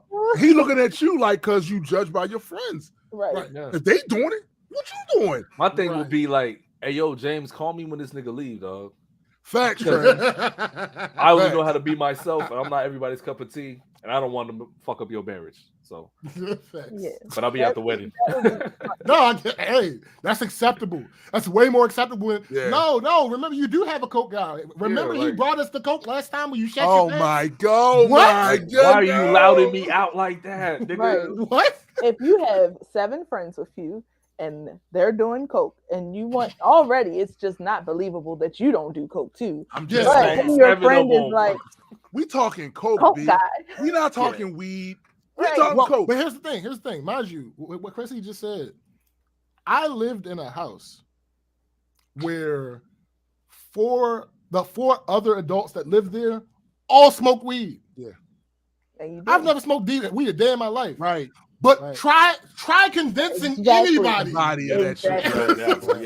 Right. Yeah, the only people that can say in that situation is them. They'll be like, "Oh no, James don't smoke weed." That's the only. So my thing is, that's what his friend should have did. The moment you get recruited to Cypress Hill, you're not convincing anybody you don't smoke weed. That's facts. Like that's not when Willie Nelson personally invites you to his place. Nigga, you can't tell people you don't smoke weed. Right. You can't tell me you hung out with you and Snoop hang out on a regular basis. It's just not realistic. It's not. And like Eddie said, the only way somebody gonna believe is that person themselves. That person has to be like, for you. Oh, and no, his friends failed. Right. Clearly.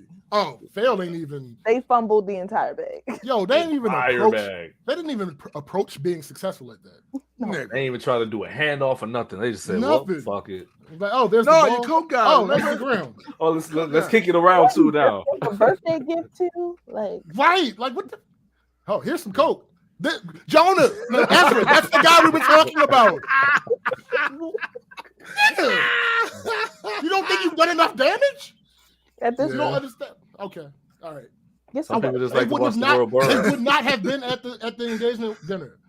No, they would never have. What the fuck you mean? They would not have done that. No, fuck no. Like y'all are awful friends. Yeah, I think. Well, okay. There's a silver lining to that scene. Kenya didn't have Mo be a part of it. Yeah. Yes. She wasn't. That's a fact. Yeah, it's a fact. Like she showed up afterwards. Yeah. It's a fact. So you know what? Mo probably could have saved him so emotionally. That's true. Yeah, that's true. Right. That's absolutely true. Right. Yeah. Mo the only one with some sense. That's true.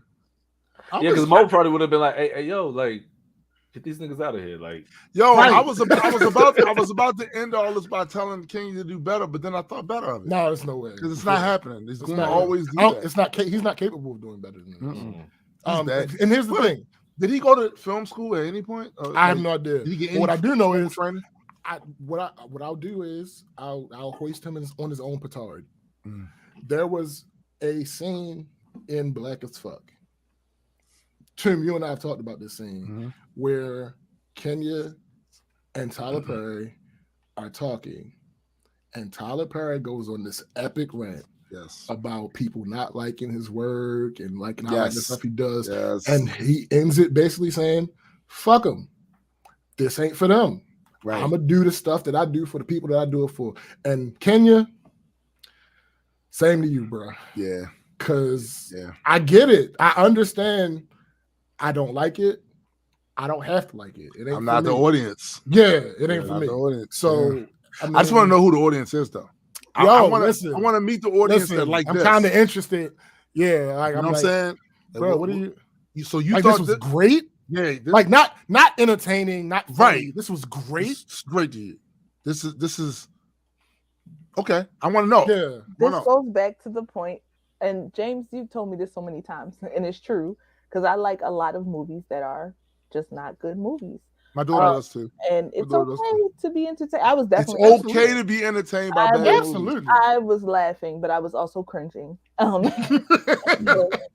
would never have called this like some type of masterpiece, but it was entertaining. I was just like, a lot overboard on the stereotypes. Like this is just too much. That's why I was just like, it was too on the nose. Like, are they depending on the fact that people are not going to take it serious to excuse the poor film shit at times and this particular movie? Yeah. What are you talking about? Oh, this particular movie? Yeah. No, I think they're depending on the fact that Netflix already paid them. And this movie isn't set up for hey, bro, when you shuffle them the bag already. This movie, the premise of this movie doesn't work in the context of it being a sequel to it.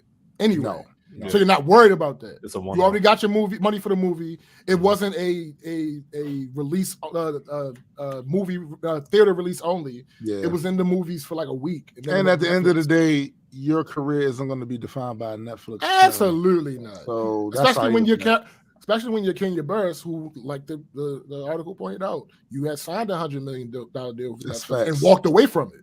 That's facts. So clearly, you don't need. Well, I wonder if he walked away from it because they wanted. Yeah, I'm about to say I don't know why. They probably wanted him to start doing good movies. He's like, man, probably. Well, no, not even movies, because he wasn't. This is his directorial. This is his directorial debut as far as movies are concerned. So they want him. They want him to make good content. Shows. Yeah, and they was like, and he was like, "Fuck that! I'm not doing that." No, my people like that work stuff. Yeah, you know what my audience is. Yeah, like I'm gonna stay with the ones that I came in with. Like, they don't fuck with original ideas. Fuck out of here. Right. Yeah. Oh man, nerve to like talk about on the nose, right? Black-ish. The idea of the title Black-ish is it's subversive. Yes. Right. And then what do? You put out Mixed-ish, which is the most on the nose fucking title that you. And I get the point. I get you're trying to stay with the theme, Black-ish, grown-ish, but Kenya, you don't understand. No, it's not that he doesn't understand. Well, he might not understand as well. He might not care. Yeah, he also might not understand, but he doesn't care. Yeah, he clearly doesn't care because the CGI kiss and then the ADR shit. He clearly don't care. He don't give a fuck. Yo, their mouths warped together. And the crazy thing is, because it was a wedding and You know, you expect a kiss. I wasn't even looking at the screen during the kiss because I'm like, oh, obviously, like they're getting married and there's a kiss. It's a kiss. Right. I don't feel like I looked away. You don't need it, right? You don't need it, right? Exactly. And then I went on TikTok and I saw them talking about it and I watched it and I was like, oh my God, they just put their mouths, they fused their mouths together. That is not real.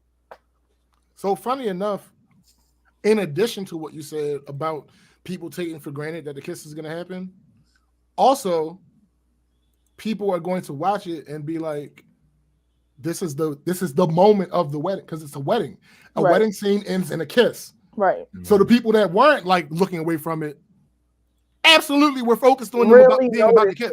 Yeah. Bruh. Really noticed it. Like, honestly, the chemistry was so awful.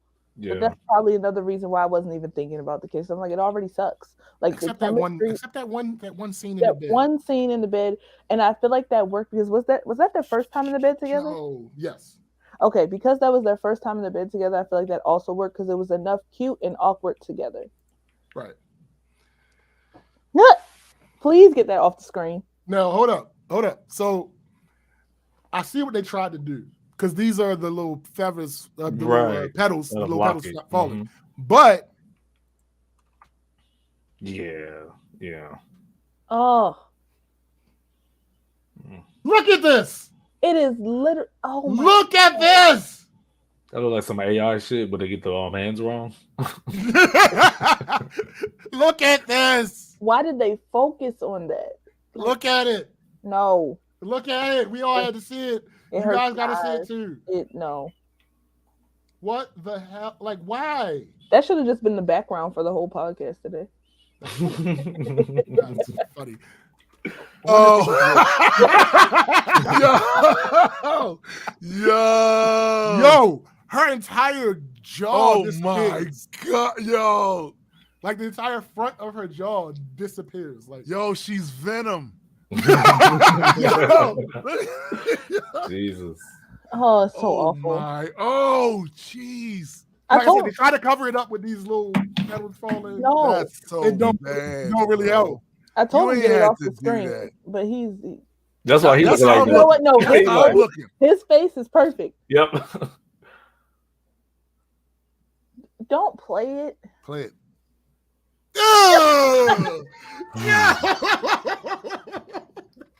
Yo, I see what happened there, yo.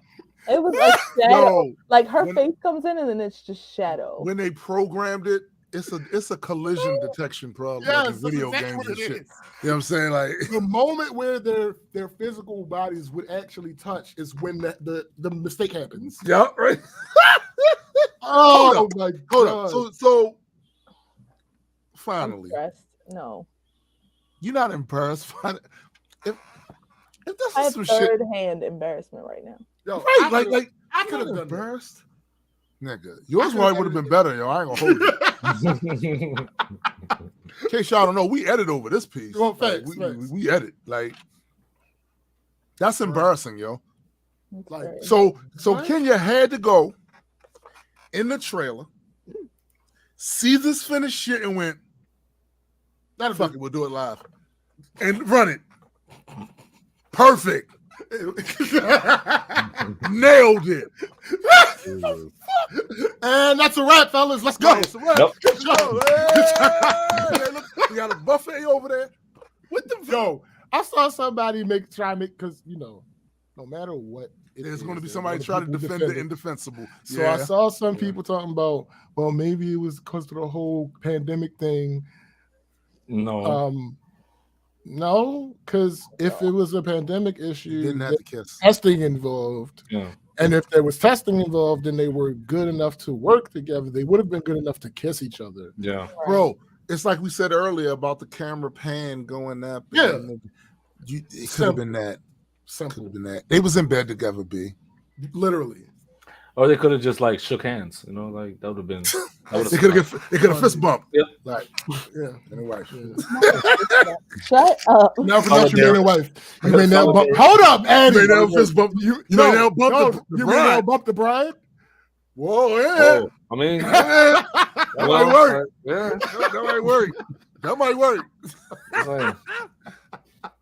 Y'all just like Cindy said, just pan away. Just pan away. Right. Just pan away. It's not necessary. Like Chrissy said, it's a wedding scene. We expect the Hey, yo, this is going to call that nigga Kenya O'Reilly. Jesus. Yo, that shit is crazy. I love it here. So as you can see, we weren't really really fans of this. Yeah. Were we not? Wrap it up. He wasn't really, nigga. He wasn't really, you know. We weren't really rocking this movie. And I'm not like a big critic of shit like that. Like no, exactly. Which is this shit was that bad. says something. That says something right there. If Eddie's if Eddie say your movie dumpster juice, your movie dumpster juice. Yeah, no, your movie is like fucking lava in the core of the earth. Like that shit is garbage. Like just yeah. And I wanted it to be good because they started off with the podcast shit. I was like, okay, that's relatable. I did. Yeah. I just I love Jonah. I mean, that's because you know who the really director wanted is. to like it. Right. Yeah. No, I wanted Jonah for Jonah's sake. Because it's Jonah. Yeah, that's and I like Eddie. Like Eddie's my guy. Nice. Like I liked so many people in the thing. movie, so I was expecting to see more of their talent. Well, here's the thing. I wasn't concerned about Eddie.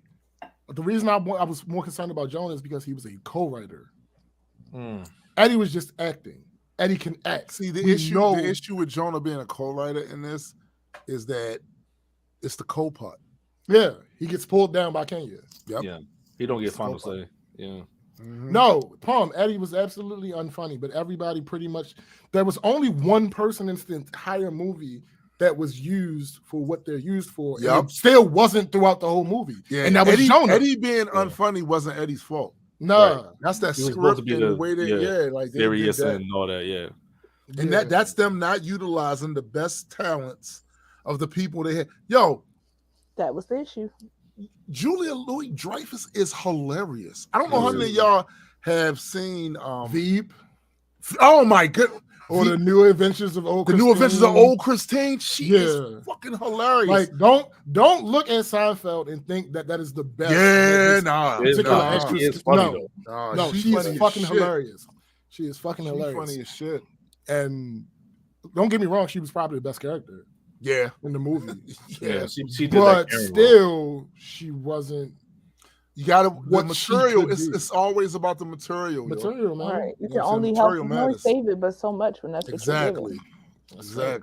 And it sucks because they had such great actors with the three. Well, it could have been four. They had a bunch of funny people. No, they had a bunch of funny people. They had a bunch. If they let Nia have lines and shit, it could have been better. But I guess he was just trying to like let the actors carry the movie, like just the names of the actors carry the movie. That ain't work. Be a good movie, but that ain't work. Not for me. That ain't work. But you know, it is what it is. I mean, it ain't gotta be. I wish I could say I was. Actually, I wish I could say I was surprised too, but I'm not. It's bittersweet because I don't know if I wish I could say I was disappointed or not. No, I don't think I was disappointed. I wasn't surprised at all. No, you know, especially once I found out who the director was. Right. Oh, damn, Jonah. Yeah. That was my first. Yo, listen. Do not hit your wagon. I first saw this, he must have needed a check or something real quick. I don't know. Or he might. When did they film that around Christmas time? He might be under contract. Shut up. He might be under contract with Netflix, and they was like, "Hey, we got Kenya." Could be. Could be. Yeah, y'all. That'd be do funny. something with Jonah. Yeah, Jonah, go. That'd be funny. When I first saw this fucking trailer, the first thing I did was I sent it to Tim, and I was like, "Yo, Kenya must be stopped." Must be. Again, that was the trailer. Kenya must be stopped, was what I said. And that was before I knew Jonah was on anything involved with creative. Right. I just knew that he was in it.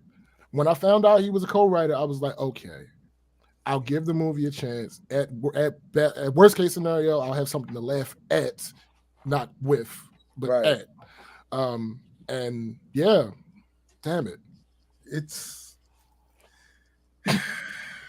It was a sigh, yo. It was a cringy sigh, like free Jonah Hill, man. Yeah. Free Jonah Hill. Why did do my man like that? Yeah, bro, he didn't even do it. He didn't even do it, yo. He didn't even do it. He's innocent. He's innocent. Like I say, you're innocent. Y'all lying. He would lie on that man. It's a conspiracy. Jonah. He's a political prisoner. Like I've seen Jonah like for years. I've been watching Jonah since like 2005. Jonah been funny for the longest time. Then y'all get him. Then y'all get him. Right. Yeah. And then that's why I thought it would possibly be good because it might be a different spin on the whole stick. But it was the same spin that I've seen before. Same spin, worse execution. The worst part about this is, I don't know. It's not as bad because Jonah doesn't do interviews anymore. But if he still did, the worst part would be he would absolutely be trying to defend this shit. You're right. Yeah, he'd have went on the press tour, the promotion tour, and he'd have been talking all this shit about how his co-workers, co-actors on there were so great people and really talented, this, that, and other. And it's just so he'd have been saying all that canned bullshit.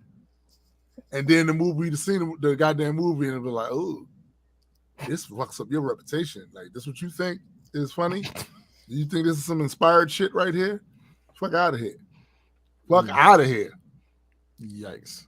All right, well, but that's you people. Anyway, that's you people. You people kill me. So I want to thank first and foremost everybody showed up once again and a few new people that showed up here on the live stream for this weekend's episode. Absolutely. Really appreciate you. Want to give a special shout out to Chrissy for being on the show again. Yeah, she was a very good addition to the show. Yeah, really appreciate you being here. Oh, by the way, I love your shirt. Your shirt's awesome. Thank you. Yeah, we talked about the shirt earlier. It was needed for today. Yes. Also, before I go into anything else, Christy, I want you to promote your podcast again.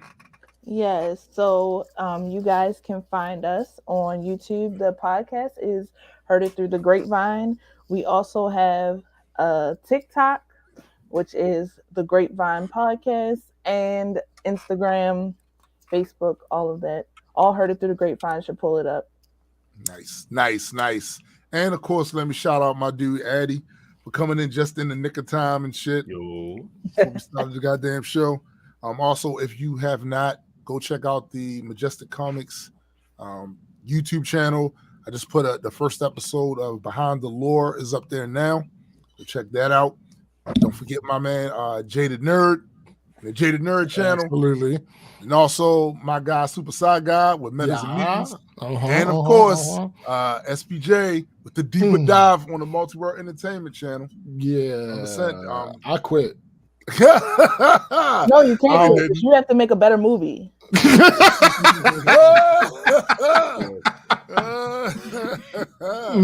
Absolutely. This shit. Big shout out to my man Bagheera over there. Facts. Holding my man Addy down. Facts. So for my man SPJ, you for the homie Addy. Yo. And for Chrissy. Hey. And for the greater multi-world entertainment family, we are out.